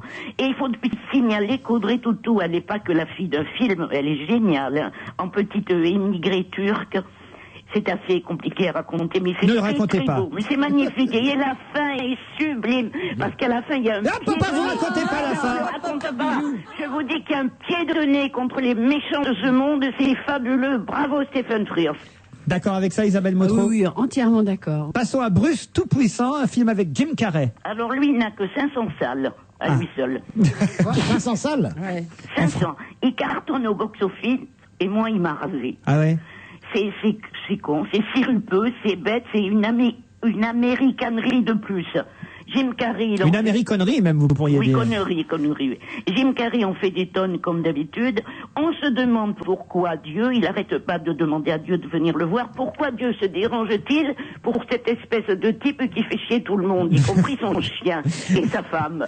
Et surtout, pourquoi Morgan Freeman, qui est un excellent acteur, a accepté de faire le rôle de Dieu dans ce nanar. Et aussi Jennifer Aniston. Alors elle est à sauver. Oui. Elle est ravissante et c'est là, dans la vie, elle est mariée à Brad Pitt, ils ont beaucoup de goût tous les deux. Hein. Mais il y a un gag sensationnel. Oui. Mais on ne voit pas Brad Pitt dans le film. Hein. Ah ben non, malheureusement. Bon. J'aurais préféré le voir que de voir Jim Carrey, moi, personnellement. Bien sûr. Alors Jim Carrey, il profite de son pouvoir de Dieu pendant 8 jours pour transformer son chien qui faisait pipi dans l'appartement pour bien le régler. Du coup, on voit le chien qui fait pipi comme un homme dans les toilettes et qui tire la chasse. J'ai trouvé ça super rigolo, mais malheureusement, il n'y a pas assez de gags. C'est le seul gag. Oui. Alors, vous voyez, ce seul gag que Monique a trouvé hyper rigolo, c'est le plus drôle. Ça vous donne une idée du film. Non, je suis déçue, je voulais le voir avec ma fille. Non, n'y va pas, Charlotte. On attend ça. Alors, allez peut-être voir Bienvenue au Gîte, Monique Pantel. Est-ce que c'est bon, Bienvenue au Gîte, avec Marina Foïs, Annie Gregorio? C'est-à-dire que c'est joli à voir. Julie Depardieu. Julie Depardieu, toujours formidable. Parfait. Ah, cette actrice, qu'est-ce qu'elle... Oulala. Est-ce que c'est drôle, Bienvenue au Gîte? Est-ce qu'elle est parente tante avec Gérard Depardieu. Oui, j'ai été l'impression qu'elle est parente. Je connais pas bien la famille, mais j'ai quand même C'est l'impression. une famille un peu bancale, surtout du côté du fils. Oh, ils hésitent devant rien, Laurent. C'est dommage parce que c'est joli, c'est plein de bons sentiments. Tu vas prendre un coup de flingue, toi. Ouais, là, vraiment, là. Alors, vous m'écoutez, oui ou non? Oui, on vous écoute. Alors, bienvenue au gîte. La petite Elsa Fayer est allée voir ce film pour nous, elle nous en a parlé mercredi, elle a trouvé ça moyen, elle. Ah, très moyen aussi. Ah bon? On n'y croit pas du tout à ce couple joué par Marina Foïs et Philippe Arène qui quitte Paris pour eux et achète sans le voir, c'est malin, un gîte rural à la campagne. Et alors là, bon, il traîne, la femme retape le gîte rural, lui il s'emmerde et il quitte plus les gays homo du gîte à côté. On n'y croit pas du tout. Alors, le tango des Rachevski, un film de Sam Garbarski. Alors ça, c'est ma déception. Oh, moi j'ai adoré. Moi aussi. Ah ben pas moi. Ah bon? À la mort de la grand-mère, la famille de Père Laboule, ils ne savent plus où ils sont, ils savent plus. C'est sympathique, mais moi ça même. Écoutez, c'est mon opinion. Hein. Bien sûr. C'est sincère, c'est vrai, mais c'est pas. Ah ben moi j'ai trouvé que c'était un très joli film. C'est formidable ce film, enfin. Ah oui, si. Tu l'as vu, Jean, t'aimes pas? Mais j'aime beaucoup, oui. Ouais. Moi, je trouve Non, mais ça c'est pas un film extraordinaire. parfait, évidemment. C'est un premier film, c'est un peu didactique, c'est un peu par moments Ah bah ça comme se ça. compare pas au Stephen Frears. parce Voilà, que, voilà. Mais je veux dire, c'est un sur film la à voir, évidemment. C'est un sur la joli petit film. question, Un joli de film à voir. l'identité, C'est un joli film à voir. juive, c'est très marrant. Sur l'identité tout court, c'est formidable. Et sur les relations Sur la familiales, tolérance. sur la tolérance. Non, vraiment. moi, Et je sur le trouve portrait de très, ce très que bien. sont les familles C'est pas européennes quand même aujourd'hui. un grand film, calme-toi. Ah non, c'est pas un grand film, on n'a pas dit ça, on a dit que c'était un joli petit film. On a dit qu'il fallait aller le voir, qu'on conseillait d'aller le voir, tout Eh ben simplement. moi j'ai un joli petit film pour vous. Alors allez-y. C'est Raja, Raja. Oui. Un film franco-marocain. de Doyon. Oui. C'est un joli film. On voit, le Maroc est superbe comme tout le monde le sait. Pascal Grégory qui joue un riche français, je l'aime de plus en plus. Je sais pas pourquoi. Et lui non plus. Et donc il joue un Français riche qui, pour s'amuser, par envie de draguer, il fait venir des jolies filles dans son grande maison. Et il y en a une qui tombe amoureuse de lui, Raja, mais ils se comprennent pas bien. Enfin, c'est un marivaudage à la marocaine. Et je ne sais pas pourquoi, parce que j'ai mauvais esprit, je me suis dit qu'en fait ce film avait été écrit pour des garçons et pas pour des filles. Peut-être parce que c'est le marocain. Raja, vous avez aimé, vous? Non, moi j'ai pas beaucoup aimé. Alors effectivement, il y a une bonne idée le côté marivaudage comme ça, avec des gens qui ne parlent pas du tout la même langue, quoi. Donc une histoire d'amour du moricodage. Voilà. Mais non, moi j'avoue que je suis pas du tout entrée dedans. Monique Pantel, si je résume votre pensée, ce qui n'est pas toujours chose facile. Si, vous avez adoré, il faut le dire, le film de Stephen Frears, Dirty Pretty Things, et Isabelle Motro est entièrement d'accord avec vous. Mais ça me chiffonne, ça. Bon, vous avez supporté, on va dire, Bienvenue au Gîte, qui est une légère comédie. Vous avez adoré Raja, ce qui n'est pas le cas d'Isabelle Motro, hein. Et vous êtes passé à côté du tango des Rachevski, alors que Jean Benguigui, Isabelle Motro et moi, on vous conseille ce joli petit film. Oui. Voilà, on peut dire ça comme ça? Ça vous va, Monique? Eh ben, je m'en vais dans le quartier où les gens m'aiment. Allez, à vendredi prochain, vous applaudissez, on vous remercie. Merci, Monique.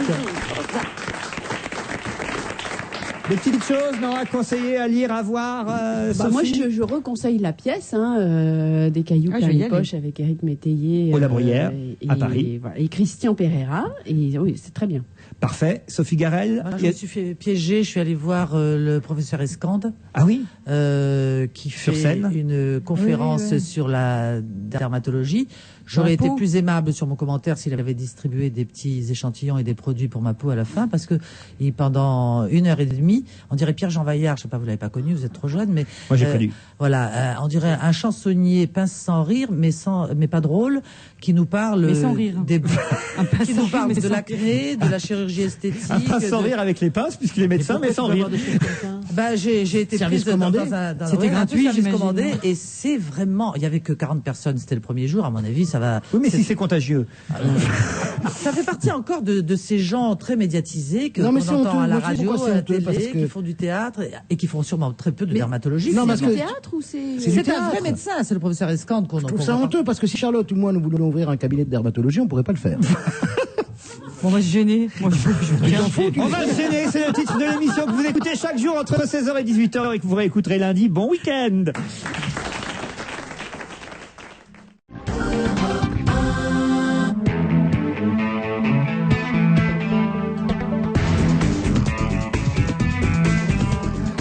Géné, bonjour et bienvenue sur Europe 1. Jusqu'à 18h, nous allons ensemble passer 2 heures, donc en compagnie de Charlotte de Turckheim, de retour, Sophie Garel, Jean Benguigui, Isabelle Motro et Philippe Alfonsi. Alors là, vous êtes la première, Charlotte, parce que depuis que ce nouveau générique est arrivé, peu de gens l'aiment, et vous dites « Ah, j'aime bien cette musique !» Mais oui, vous savez bien que moi j'ai un goût de chiotte. Et puis elle a besoin de travailler, tu sais, elle peut pas se mettre mal avec la direction. En termes de musique, vous savez bien que j'aime bien les daubes. Moi, ça me fait plaisir. Et non, je trouve que c'est une très très jolie daube. J'ai le courrier des auditeurs, ça vous intéresse, Philippe, Jean, vous aussi. Surtout s'il parle de vous.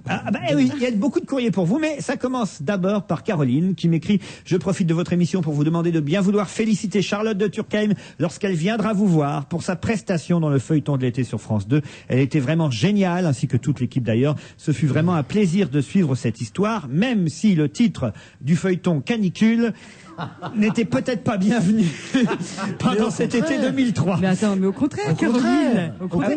On fait exprès. Il y avait un rédactionnel extraordinaire, puisque tous les journaux parlaient de canicule, canicule, canicule. C'est que 5 fois, 10 fois par jour, le mot canicule était prononcé. C'est vrai. génial. Oui. C'est comme nous, on disait qu'on Alors allait que au pour tour. Catherine Deneuve, liaison dangereuse, jamais dans Mais les non, journaux. parce qu'on disait pas un été, voilà, un été de Deneuve, ça ne marchait pas. Ça a été un carton, hein. Deneuve a tué 13 000 personnes, ça ne marchait pas non plus. Vous êtes contente alors? Oh, bah, attends, on est fous de joie, bien sûr. Ouais. On est vachement contents. On est doublement contents parce qu'on était très contents de notre petit travail, il faut bien dire. On était assez fiers de nous et on se disait qu'on avait fait vraiment du bon boulot. Mais bon, le bon boulot n'est pas forcément payant. Voilà, récompensé. Hein. Regardez. C'est vrai. C'est vrai. Pourquoi tu dis ça? T'as pas été augmenté? Non. Enchaîne. Ah non, mais pourquoi tu fais Non, elle n'a enchaîne pas été reprise. Ah oui, c'est ça. S'il te plaît, Charlotte, enchaîne, je t'en prie. Bon, donc, le talent n'étant pas toujours récompensé. Charlotte, la fille qui met les pieds dans le plat. Bien. De Turckheim, je mets les pieds dans la choucroute. Allez. Donc, voilà. Et donc, quand nous avons vu effectivement que c'était un énorme succès, eh ben, on était vachement contents. Autre courrier envoyé par un auditeur, c'est un extrait de journal. Vous savez, les journaux d'annonces gratuites qu'on trouve dans les boîtes. Et là, il y a une petite annonce assez curieuse et l'auditeur aimerait savoir pourquoi la robe de mariée qui est à vendre n'a jamais servi, puisque c'est écrit à vendre, belle robe de mariée, taille 52, jamais servie. Ah, c'est à cause de la taille. Alors, 52, comment tu veux qu'elle se marie? À mon avis, il l'a trouvé trop gros au Mais dernier oui, moment. surtout. Comme il y a un numéro de téléphone, on pourrait peut-être appeler pour demander pourquoi la robe de mariée n'a jamais servi. Oh non, à mon avis. Oh, ça va être non, délicat, ah, ça. non. Quoi? Moi, Oh là là. j'appellerai pas. Mais non, mais c'est forcément un truc horrible. C'est horrible. Vous croyez? Ben, On non. peut toujours vérifier. Ah non, moi je ferai pas. ça. Oh, moi, Allez, non, allez. Moi, Ah, je non. dis rien. Moi, je suis 02 pas- 33 82 23. Ne répondez pas. Moi je parle pas. Hein. Je parle pas. Allô? Moi je parle pas, j'écoute pas, je suis pas là. Parce qu'elle Hein. est trop grosse, uniquement. Mais évidemment qu'elle est trop Pas grosse toi ce qui vas dernier dire moment. ça, non? Vous êtes bien, c'est monsieur et madame Aubigny Damar et leur enfant. Nous sommes absents pour le moment. Vous pouvez nous laisser un message après le bip sonore ou nous appeler au 06 83 07. Merci. Bon, bah. Alors attention, t'as vu ce qu'il a dit? Nous sommes chez Bernard et je sais pas qui. Et Donc, leur enfant. donc- Et leur enfant. Et leur enfant. Et voilà. leur enfant. Donc, on est peut-être au cœur d'un drame. Là.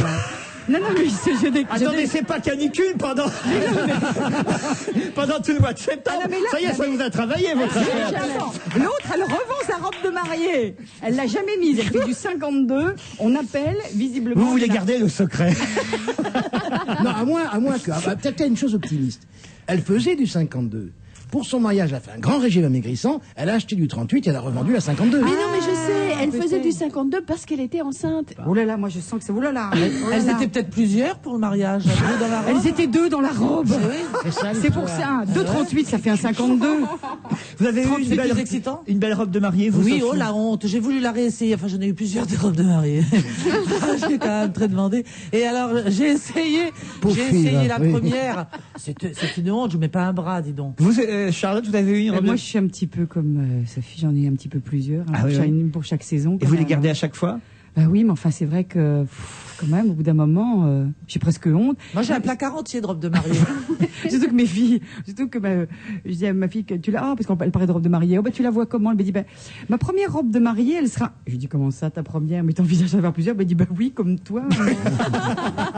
Je me suis dit, joli. merde, j'ai peut-être loupé quelque chose. L'été, vous m'avez manqué, c'est génial. Écrit Harmonie Grandjean, c'est joli.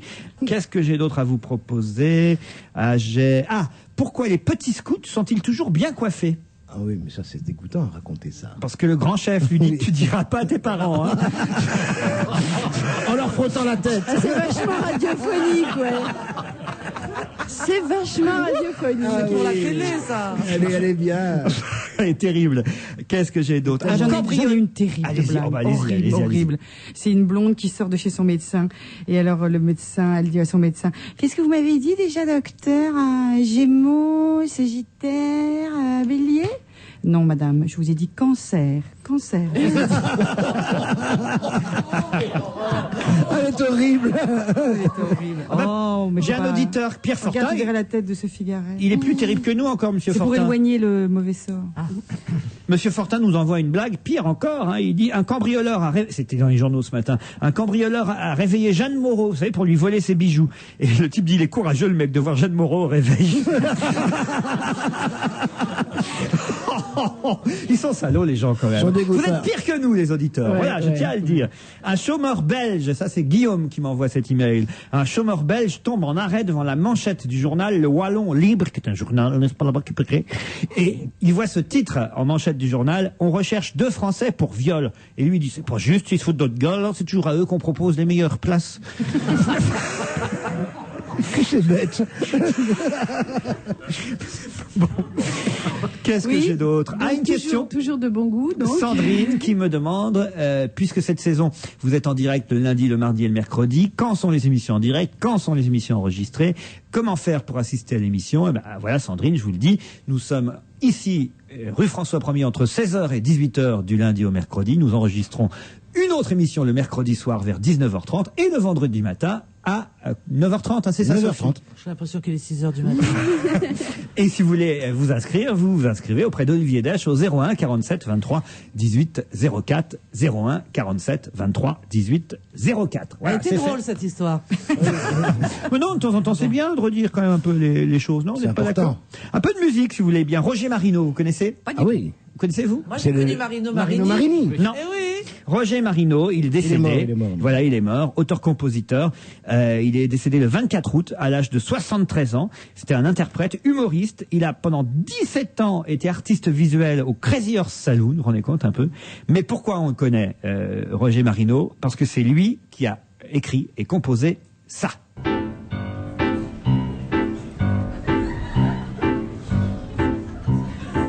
La confiture se dégouline, ça coule sur les mains.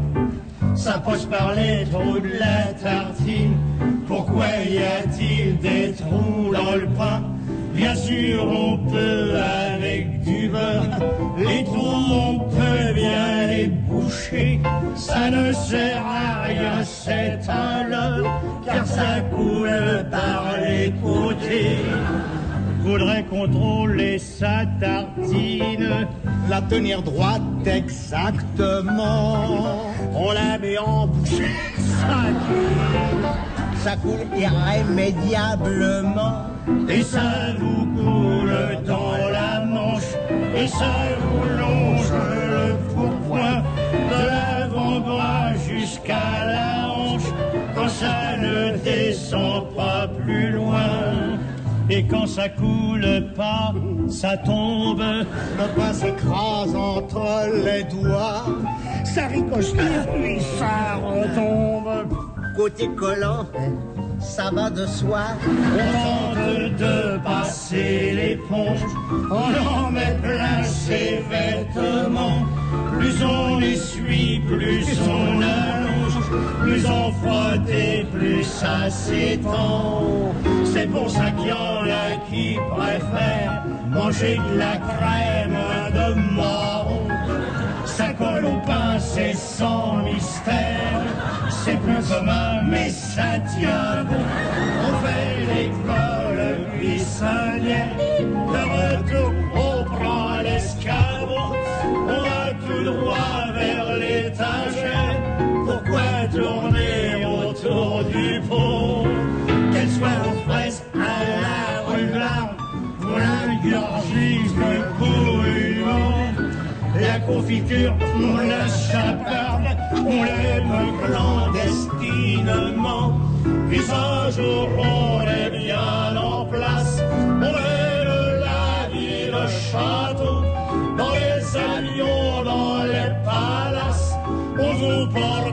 sur un plateau. La confiture qui dégouline, qui coule sur les mains, qui passe par les trous de la tartine. Pourquoi y a-t-il des trous dans le pain? Bien sûr, on peut avec du beurre. Bien sûr, avec du beurre.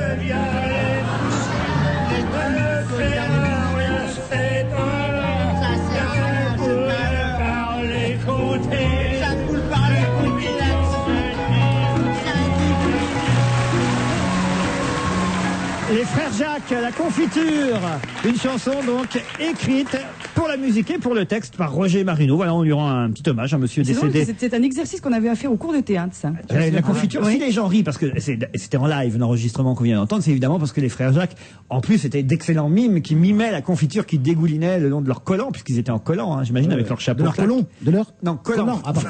Et nous, comme exercice sur ce texte-là, c'était pour nous montrer que le texte était moins important que ce qu'on avait à exprimer, que les émotions des acteurs. Et on avait juste ce texte-là, sur la confiture, ça dégouline, ça coule entre les doigts, ça passe par les trous de la tartine, pourquoi y a-t-il des trous dans le pain? Et on avait un mot d'ordre, c'était, tu le fais dramatique. Et c'est vrai qu'avec ce même texte, ça peut être... Faites-le moins un drame dramatique, absolu, alors. ça peut... Il faudrait que je me concentre. Un peu d'écho pour Charlotte. La confiture, ça dégouline. Ça coule entre les doigts. Mais pourquoi y a-t-il des trous dans le pain? Merde, j'ai loupé une phrase. Moi, ça, c'était Plornichard, plutôt. Vous redoublez la première année du cours Simon. Moi, ça me rappelle le plus mauvais anniversaire que mes enfants m'aient fêté. Ils me faisaient toujours des petites surprises. Et à l'école, on leur avait appris justement cette chanson. Ça fait partie des chansons qui sont dans le répertoire des petites classes. Et ils avaient pris des vrais pots de confiture sur une moquette toute neuve. Et ils m'avaient fait la confiture, ça dégouline plein, c'est rigolo, hein. La confiture, ça marche plein. Ça a été une horreur. Il a fallu tout refaire. En tout cas, voilà, Roger Marino est décédé. C'était l'auteur-compositeur de la confiture pour les frères Jacques. En revanche, Albert Resner est vivant. On s'est posé la question cette semaine parce qu'on parlait d'Albert Resner, l'animateur. On va pas faire la liste de tous les gens entre qui sont 70 vivants. et 80 ans qui ont échappé. Non, mais C'est j'ai pour entendu, échapper c'est vrai. à la canicule, comme ça. Non. Encore vivants. Mais non, mais Alors, sont encore vivants. Ont Cette échappé à la canicule. Cette semaine, on a parlé de lui à cause de l'harmonica de Charles Bronson et on se disait qu'en France, l'homme à l'harmonica, c'était Albert Resner dans H tendre et Tête de bois. Eh bien, il y a Ariel qui m'écrit. Elle me dit, Albert Resner est vivant. Il habite dans mon quartier, porte de Saint-Cloud, Paris 16e. Je le rencontre de temps en temps dans un supermarché de l'avenue de Versailles. Par rapport à l'émission H tendre et Tête de bois, il a vieilli naturellement, me dit-elle. Ça, c'est bien, oui. Une précision qui est quand même assez nécessaire. Je l'ai croisé après la grosse canicule et il était en pleine forme. Voilà. Alors bonjour à Albert Resner, s'il nous écoute et s'il nous entend. Et s'il n'est pas sourd. C'est ce que je dis, s'il nous écoute et s'il nous entend. Oui. Contrairement à... Parce que moi, ça va pas du tout. Je n'entends plus rien du tout. Avant de prendre un invité au téléphone, j'ai encore une petite blague de mauvais goût envoyée par un auditeur qui s'appelle Didier. Pourquoi les Portugaises font-elles les carreaux toutes nues, à poil? Pour pouvoir faire les radiateurs en même temps. Mais il y en a assez, on n'en peut plus. Tu sais que je viens de faire un film au Portugal. Moi j'y vais, moi, là, ce week-end. Non mais ça c'est extraordinaire, je viens de faire un film au Portugal et il y a un nombre de publicités pour les produits épilatoires. C'est vrai? Sur les autoroutes partout. Donc c'est vrai. Nunca mais c'est le pelo. Plus jamais. Alors, ça me faisait rire et c'est vrai que même, avec les poils portugais on pourrait faire des choses formidables. Des matelas. Des matelas, des oreillers, des choses comme ça. Tous les Portugais qui nous écoutent, je veux qu'ils sachent qu'on adore leur Bien pays. sûr, j'adore. Je veux te dire, on adore leurs poils. C'est un pays tellement fabuleux et Lisbonne, une ville tellement Lisbonne, magique. magnifique, il faut que tu ailles chez Ramiro. Ah oui? Chez Ramiro. Tu notes. Ramiro, tu as très mangé. bien. Il est pas mort, c'est pas lui qui a écrit C'est pas lui qui a écrit la chanson. Voilà. Tu vas chez Ramiro et tu dois d'abord Ramiro, c'est un truc que tu ne manges que des fruits de mer et c'est absolument admirable. Je vous interromps parce que nous attend au téléphone Éric Métayer, actuellement à l'affiche du théâtre La Bruyère pour Des cailloux plein les poches, une pièce de Mary Jones, une pièce qu'il joue avec Christian Pereira. Bonjour Éric Métayer. Bonjour. Nous avons envoyé... Pourquoi vous vous marrez? Non, parce que j'adore l'écouter depuis un petit moment, là. Ça me faisait rire parce que ça passait de passer des tartines des frères Jacques au poil des Portugais. C'est quand même très large, hein, comme... Le spectre de notre émission est très large, c'est vrai. Notre culture, ça fait froid dans le dos quelquefois. Hein. Mais vous-même, mon cher Éric Métayer, vous êtes capable de jouer plusieurs rôles à la fois et vous le prouvez dans cette pièce Des cailloux plein les poches qu'Isabelle Motro a vue pour nous. Isabelle. Oui, alors c'est absolument un délice cette pièce. Hein. Effectivement, ce qui est impressionnant, c'est d'abord la prestation des deux protagonistes, puisque Christian Pereira et Éric Métayer, en fait, interprètent, j'ai même pas compté combien de rôles. Combien ? Il y en a, je crois, il y en a 18. Et alors, c'est extraordinaire parce qu'ils ont une façon, évidemment, de passer d'un rôle à l'autre à vue. Hein. Ils se changent pas, ils ne modifient rien dans leur corps, dans leur look, etc. C'est juste eux-mêmes à l'intérieur, et puis les mimiques, les gestes, la façon de parler, un petit peu d'accent, mais presque pas même.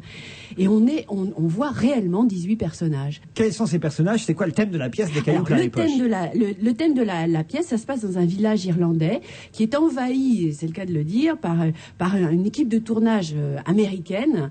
Et puis on va suivre comme ça quelques-uns des figurants et leur vie à eux, leur vie privée, si j'ose dire, et puis la vie aussi du village, puisqu'il y a quelques événements que je ne vais pas vous révéler, mais qui vont mettre en scène comme ça la vie du village qui est assez soudée. Et puis ça se passe pas très bien parce que le regard des Américains, ou l'absence de regard des Américains sur leur vie, va mettre un peu le feu aux poudres. Donc c'est à la fois l'histoire comme ça de ces gens-là, et puis aussi l'histoire aussi de l'impérialisme américain qui, débarquant quelque part, veut toujours tout ramener à lui, quoi. Elle résume bien, Éric Métayer ? Oui, elle résume bien, parce qu'en plus c'est extrêmement difficile à résumer. Je vous remercie de le dire. Non, mais c'est vrai, parce que on a intelligente. toujours l'impression de dire, bon alors c'est une pièce où il y a un peu de drame. Ah oui, non, faut pas dire qu'il y a du drame. C'est comique, oui, mais enfin quand même il y a un peu de drame. Et là, elle s'en sort bien, parce que c'est pas facile. Il y a une journaliste dans Le Parisien qui dit que ça fait penser à des films comme Les Virtuoses ou Billy Elliot. Vous êtes d'accord avec ça ? Oui, complètement. En revanche, le fait que vous jouiez différents personnages sur un tournage, ça me fait un peu penser à un de vos one-woman shows. Charlotte, vous avez fait ça un peu ? Oui, j'avais fait ça, mais c'était pas tout à fait le même sujet, mais c'était une journée au cinéma. C'était une journée de tournage du début jusqu'à la fin, avec toutes les horreurs en fait de notre métier, quoi. Voilà. Et vous jouiez les différents rôles. Et je jouais les différents rôles. Toute seule, comme une grande. Moi j'ai une Ben question, Guigui. Eric, est-ce que c'est une pièce qui a été écrite pour 2 personnages, ou bien c'est des raisons de budget qui ont fait qu'une pièce avec plus de personnages, vous l'avez ramené à 2? Non, pas du tout. Non, Marie-Dulce l'a écrit comme ça. Elle a pour voulu 2 que ce soit acteurs. joué par 2 comédiens. Ça s'appelle Des Cailloux plein les poches. C'est au théâtre La Bruyère, un théâtre qui généralement fait un très bon choix dans sa programmation, si j'en juge par le nombre de Molières qu'ils ont pu recueillir depuis plusieurs années maintenant. Donc j'imagine que vous aussi, vous allez courir vers le succès avec cette pièce. Éric Métayer, vous espérez... Vous avez eu déjà un Molière ? Non, j'ai été nominé. C'est peut-être pour cette fois alors. Non, mais en tout cas, quand on rentre la première fois dans le couloir pour aller répéter, je vous jure, ça fait froid dans le dos. Hein. C'est vrai. Ah on est entouré de Molière des 2 côtés, oui, vraiment, quoi. Il fait des bons choix, d'habitude, je touche du bois, allez. Isabelle Motro. Oui, moi j'ai trouvé ça particulièrement bienvenu, en plus de confier ce rôle à Éric Métayer, parce que moi je le suis comme beaucoup de gens depuis très longtemps, depuis la Ligue d'Impro. Non, il s'est jamais retourné jusque-là. Depuis la Ligue d'Impro, où effectivement, quand on a vu les gens de la Ligue d'Impro, c'est fascinant de voir avec quelle facilité apparente, en tout cas, ils s'immiscent comme ça dans la peau de différents personnages. Il y a un côté, évidemment, il y a le plaisir de la pièce, mais il faut bien dire, il y a aussi un côté performance d'acteur. D'acteur. Est-ce que vous faites un rôle de fascinant femme à regarder, quoi. dans Oui. cette pièce? Oui, elle est très on réussie. en fait un chacun. Il y a Christian fait parce que c'est un tournage européen. Il faut bien qu'il y en ait un des deux. L'assistante Gerda est allemande, et c'est lui qui s'y colle. Et moi, je fais la vedette italienne Lucia Giovanni, qui est italienne. On va conclure en signalant tout de même que le texte français, l'adaptation, puisque c'est une pièce signée d'une Britannique, c'est ça, Marie Jones? Oui. Marie Jones, non, oh là là, elle est irlandaise. Irlandaise, oh là là, qu'est-ce que j'ai dit là? Irlandaise, et c'est Attica Gwedge et Stéphane Meldeg qui ont signé le texte français. C'est Stéphane Meldeg qui lui-même, avec Véronique Viel, a mis en scène la pièce. Voilà, des cailloux plein les poches. Éric Métayer, vous savez très bien que je ne vous laisserai pas partir sans que vous me fassiez Donald. Oh, écoute, c'est pas C'est le seul truc. On croit toujours qu'on va s'en sortir et puis non. C'est un joke, j'adore ça. Je ne peux pas le laisser partir sans qu'il me fasse Donald. Bon, alors voilà la chose. Avec Et ben voilà, merci Éric Métayer. Au théâtre La Bruyère, dans des cailloux plein les poches. Je sais qu'à chaque fois il appréhende, il doit se dire putain, il va encore me demander de faire Donald. Mais moi je m'amuse, c'est marrant, non? Il le fait tellement bien. Oui, mais lui ça le fait tellement chier. C'est vrai en même temps. Mais si je vous demandais de faire Donald, vous sauriez pas le faire, Charlotte. Bon, voilà. Hein, Ben Guigui, essayez de faire Donald. Je ne sais pas le faire. En effet, oui. Ben voilà. Hein. Vous allez très bien vous faire miquer en revanche. Tu crois que je suis mis devant pour entendre des choses pareilles, moi? Ah, je sais pourquoi vous dites ça. Oui. Expliquez quand même. Parce que est-ce que Raffarin n'est pas venu du Poitou pour augmenter les impôts? C'est Moi, une phrase qu'il a prononcée hier. Je suis pas venu dehors pour écouter tes conneries. Voilà. Ben moi, je suis pas venu du Havre pour écouter Raffarin dire qu'il est venu du Poitou. Voilà. Et moi, je suis venu d'Alsace pour écouter toutes vos conneries. J'ai pas compris cette phrase du Premier ministre. Hein. Il a dit, on n'est pas allé chercher un Premier ministre dans le Poitou pour qu'il augmente les impôts. Parce que les poids de vin ont un sens aigu de l'économie, je sais pas. Moi, je pense qu'il a un deal avec le Poitou. Il doit dire le mot Poitou dans le plus de phrases possible. Et il est payé. Et comme ça, il a un panier garni. Alphonse, vous avez une explication? Non, c'est simplement sa France du bas, toujours pareil. Ah oui. Il est persuadé que ça fait très très plaisir aux Français de baisser les impôts. Comme la plupart des Français de la France du bas n'en payent pas parce qu'ils gagnent pas assez d'argent, je crois qu'il a raté son coup de ce point de vue-là. Mais voilà, c'est ça que ça veut dire. Hein. On ne va pas venir un type de la base comme ça, de la France profonde. Hein, pour faire chier les gens d'en bas. Pour qu'il augmente les impôts. C'est ça que ça veut dire. Ah, c'est malin donc. Pardon ? C'est malin donc. Oui. Malin. Je le prononce mal. Oui, je suis pas venu du Havre pour que vous preniez mon accent. C'est incroyable. T'as dit quoi? J'ai pas compris. Malin. Ah, malin. Bah, articule, mon machin. Pourtant, malin, c'est pas difficile à articuler. Non, mais sauf qu'il est malade. On se retrouve après la pub, le temps que je me remette. À tout de suite.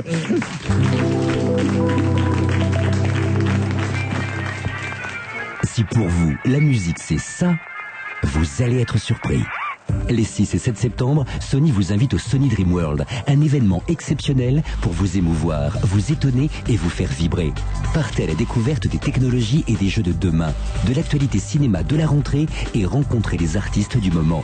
Ce week-end, rendez-vous au Palais des Congrès Porte-Maillot à Paris pour une expérience unique avec Sony. Modalité de réservation sur sony.fr. Top 3, Peugeot. Aujourd'hui, les véhicules utilitaires suréquipés, pack CD. Numéro 3. Mon métier, disque jockey traiteur. Je sillonne la région au son de mes disques préférés dans mon partenaire pack CD. Et je livre des repas. Mon cousin, lui, c'est pas pareil. Non, il est disque jockey charpentier. Du 1er septembre au 31 décembre 2003, venez découvrir la gamme Peugeot Partner, Expert et Boxer pack CD, réservée aux professionnels dans le réseau Peugeot participant. TPS invente les premiers forfaits satellites à 11 € par mois. 11 € par mois pour découvrir des chaînes thématiques pour toute la famille. LCI, Eurosport, Télétoon, TF6 et bien d'autres. Et toujours en exclusivité, l'ensemble des chaînes nationales en qualité numérique. Maintenant, avec 11 €, vous pouvez aussi acheter 15 kilos de sucettes au citron. Ah, c'est un choix. TPS invente les premiers forfaits satellites à 11 € par mois, avec 3 mois gratuits et la parabole offerte. Ceux qui veulent tout, veulent TPS. Voir conditions au magasin. Du 31 août au 6 septembre, chez Intermarché et Écomarché, opération petit prix pour rentrée réussie. Un exemple, la pizza jambon fromage champignon buitoni de 450 grammes, transformée en France, 3 €, donc 45 centimes d'euros de réduction immédiate, soit une réduction de 24% sur le prix au kilo. Tonton, maman, elle a dit qu'elle veut bien que tu me gardes toute la journée. Formidable. Ah, t'as pas une petite faim là? Hein? Qu'est-ce que t'as dit? Intermarché. Donnons plus à celles qui donnent tant. Dans les intermarchés et les écomarchés participants.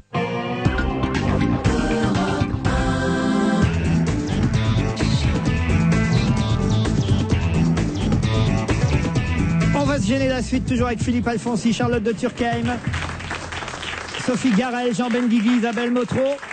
Et puisqu'on parlait de Jean-Pierre Raffarin juste avant la pub, eh bien, passons notre petite rubrique de revue de presse collective. Évidemment, toute la presse parle ce matin des choix du Premier ministre et surtout de son intervention hier soir au journal de 20h de TF1. Ça avait commencé hier matin par une interview publiée dans le Figaro où déjà il annonçait les différentes mesures, le lundi de Pentecôte qui ne serait plus férié, la baisse de 3% de l'impôt sur le revenu et les ministres évidemment qui n'auraient pas le droit de participer à la télé-réalité, la politique réalité. Tout ça est repris par la presse ce matin. J'ai confié à chacun un journal. J'ai envie de commencer par vous, Jean Benguigui, dans La Croix. C'est une très bonne idée, je vous remercie. Ils disent quoi dans La Croix? Ouais, je suis venu d'Oran pour lire des choses pareilles.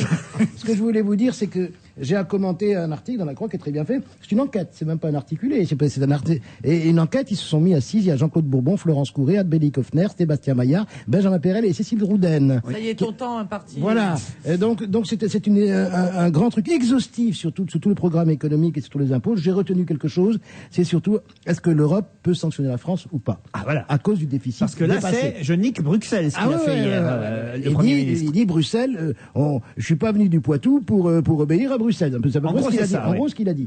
Donc, en théorie, l'Union européenne a le droit de sanctionner la France si elle estime qu'elle n'accomplit pas assez d'efforts pour amener son déficit budgétaire. À ce moment-là, les 15 vont voter à la majorité un ultime sursis d'1 mois, mettant ou non en demeure la France de revoir sa politique budgétaire. Et si en novembre, le gouvernement Raffarin n'a pas de correction à proposer, les 15 peuvent exiger de la France un dépôt non rémunéré auprès de la Banque Centrale Européenne de moins 0,2% de son produit intérieur brut. Attendez, pire que ça, imaginez qu'ils nous excluent de l'Europe et qu'on soit obligé de ressortir nos francs.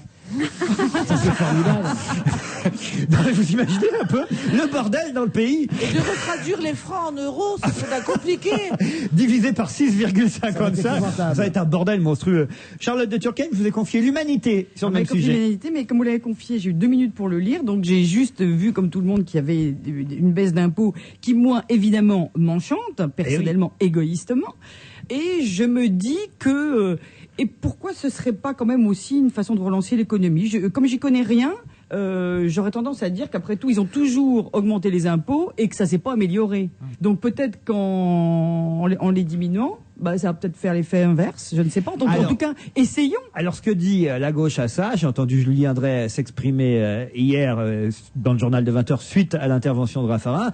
La gauche dit non, c'est pas... Remarquez, ça n'a pas toujours été leur discours en même temps, mais là maintenant ils disent non, quand on baisse les impôts, ça profite aux salaires les plus élevés qui eux ne consomment pas plus. Avec l'argent économisé, ils épargnent, donc ça ne relance pas la consommation. Ah oui, c'est vrai, c'est sûr ça. Alfonsi, qu'est-ce que vous en pensez? Et vous avez devant vous le journal Le Parisien. Le Parisien, c'est pas vraiment mouillé, mais enfin on sent qu'ils sont tout à fait sceptiques quand même. Le journal est sceptique. Oui, il a dit.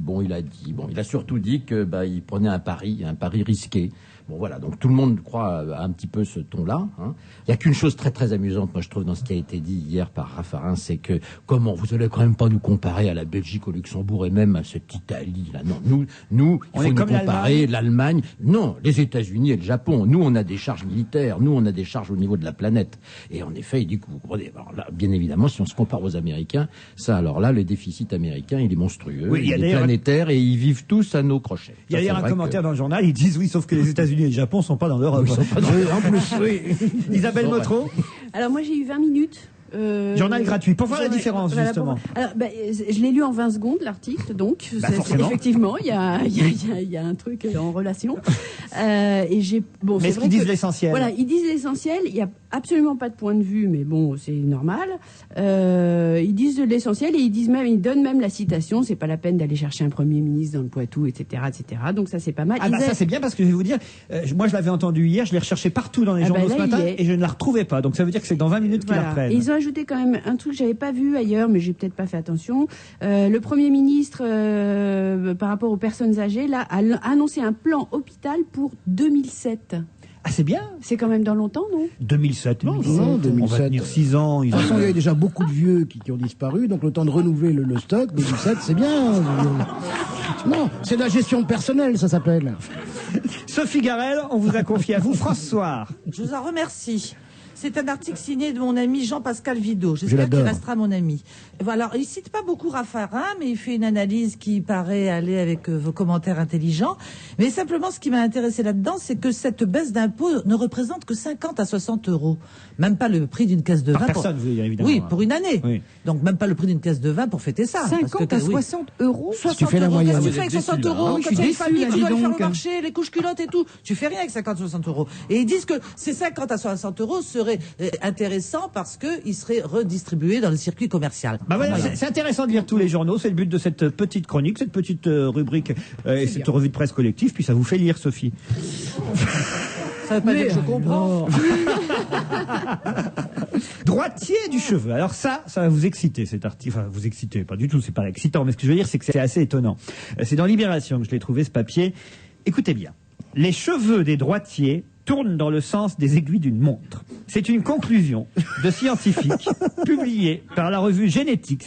En effet, un chercheur du National Cancer Institute de Frederick, dans le Maryland, a scruté à leur insu le crâne de centaines de personnes dans les lieux publics.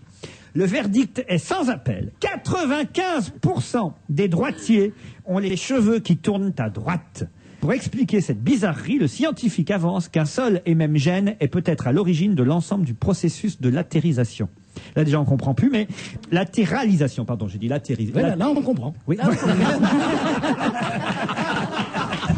salaud. Latéralisation, vous aviez compris. Et je comprends. De toute façon, vous pouvez pas comprendre, vu alors. Oui. Parce que vu votre crâne, vous êtes ambidextre. Hein. Je comprends pas. Non, il serait plutôt manchot. Oui, il a même, il a même plus de bras du tout, à mon avis. Qu'est-ce qu'il veut dire, ce monsieur-là? Les cheveux des droitiers tournent dans le sens des aiguilles d'une montre. Essayez de m'expliquer ça, là. Bah, c'est facile. C'est-à-dire que... Attends, prenons un crâne où on peut dessiner une montre, par exemple. Prenons le mien. Non, mais comment ça se fait que ce type a passé des années à observer les gens à leur insu Les pour chercheurs voir dans quel américains qui sens font ça, tournent leurs ces cheveux. Américains-là ne m'inquiètent pas. Je suis très content qu'ils fassent des choses pareilles. Je suis d'accord avec toi. Voilà, ça c'est des Américains. C'est des Américains qui sont très bien. Ils sont dans les Sympathiques. Pourrait squares. travailler chez Voilà, Ils très ont bien. été chefs scouts dans leur passé. Il a pu vérifier. Michel Polnareff, il revient. Attention, pas avec des nouvelles chansons, mais grâce à une compile. Barclay ressort ce qu'il y a de meilleur, peut-être, chez Polnareff. 40 titres, faut dire quand même, qui couvrent donc 3 décennies, un best-of avec une pochette affreuse, nous dit le journal Le Parisien, mais quand même des chansons superbes. C'est Sébastien Catroux qui dit ça. C'est vrai que c'est quand même sympa, Polnareff. Il a jamais été égalé dans le genre, je trouve. Alors justement, il y a quand même Obispo qui a... Oui, c'est pour ça que j'ai dit qu'il n'a jamais été égalé. Obispo lui a rendu hommage pendant l'été avec sa chanson Fan 2 qui a été un carton. oui. Alors voici l'original, Michel Polnareff, un extrait de la compilation qui vient de sortir, passé, présent. Je sais pas laquelle, je sais pas, Âme câline, Lettre à France, L'amour avec toi, qu'est-ce que vous préférez? Ah, l'amour avec toi, c'est joli. Pas à cette heure-ci. Oh non, Âme câline. c'est Âme bien. câline. Allez, je vais faire plaisir à Isabelle Motro. Allez, ouais. Elle a assez de soucis comme ça. Âme câline.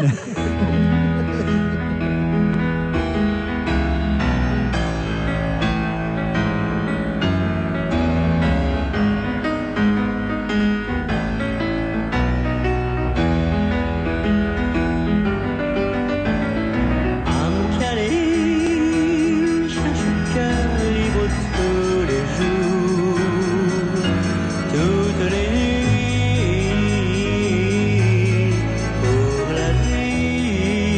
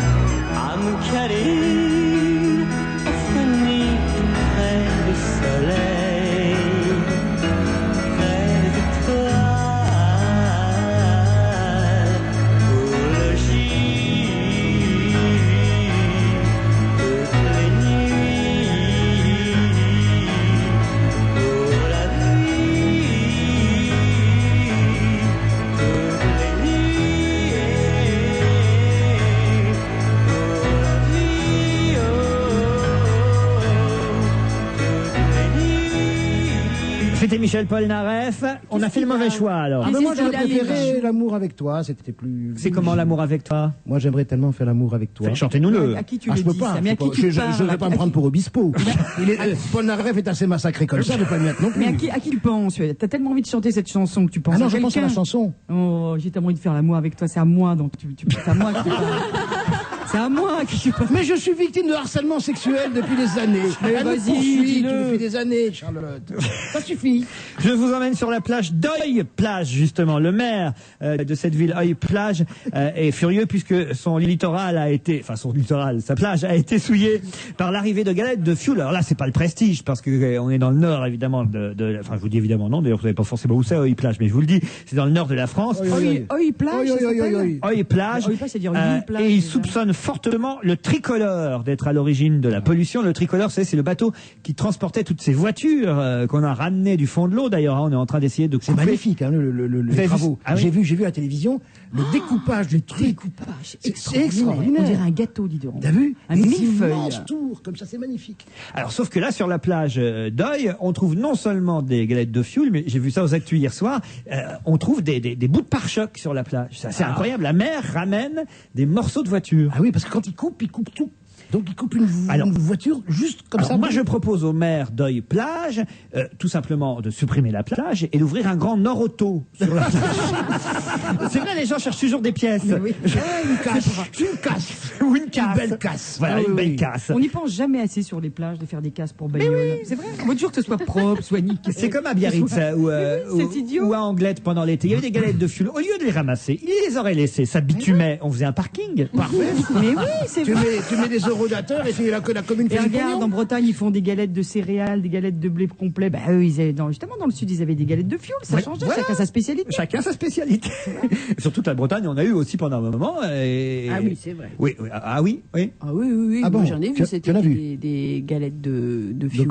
Malgré toutes les déclarations et tout, il y en avait. Évidemment. Et ça, j'avoue qu'on a été plutôt mal informés sur cette affaire-là. Je vous emmène en Corse, mon cher Philippe Alfonsi. Pas de galettes de fioul, j'espère. Non, mais en revanche, un notable nationaliste a été pris la main dans le sac, un sapeur-pompier qui avait déposé un début de bombe. Et ce que j'ignorais, c'est qu'en fait, ils sont quand même courageux, courageux, non, pas très courageux, c'est pas le mot, inconscients, je vais dire. Parce que les flics l'ont chopé, vous savez pourquoi? C'est qu'ils font ça en 2 temps. C'est-à-dire que des riverains avaient repéré 3 hommes déposant un sac sous l'escalier d'un immeuble. Il y avait une bombinette dans ce sac, des bâtons de TNT, et il faut qu'ils reviennent en fait pour brancher le système. Ils font jamais ça d'un seul coup. C'est-à-dire qu'ils posent dans un premier temps l'affaire et ensuite ils reviennent pour mettre en route le déclenchement. Mais comme ils avaient été repérés la première fois, les flics étaient là à planquer et à attendre leur retour. Mais pourquoi ils font ça en 2 fois? Mais ça, je comprends pas alors. Hein? Parce qu'ils sont feignants. Voilà, et en tout cas, on a récupéré ainsi celui qui a voulu faire sauter 400 grammes de dynamite. Il avait déposé une mèche, un détonateur, tout ça dans un sac plastique. Et cet homme-là, quand même, est sapeur-pompier. Jean-Pierre Colombani, il s'appelle. Il avait déjà écopé de 5 ans de prison pour sa participation à une campagne d'attentat du FLNC. Mais là, ça y est, il a été arrêté par les policiers hier ou avant-hier. Alfonsi? Et alors? Je vous sens toujours gêné quand je parle de la Corse. Qu'est-ce que vous voulez que je vous dise? Ma meilleure amie s'appelle Marie-Françoise Colombani. Ah oui? Il va falloir que je lui demande des explications sur son frère. Il n'y a pas eu de feuilleton, tiens, j'y pense en Corse encore. Mais il va y avoir un film. Pas de mal Il à va y veille. avoir un film là. Ah oui, le film de Pétillon. Le film de Pétillon. Ouais. L'affaire L'enquête corse. L'enquête corse, oui. Avec Christian Clavier, je crois. Et Jean Reno. Et tout le reste de la distribution, tous les autres, ce seront des Corses de Lille. Laurent Rossi, Patrick Fiori. Voilà. Belle distribution. Ils m'ont dit que Ben Guigui, ça marchait pas. Allez, on se retrouve après la pub, à tout de suite.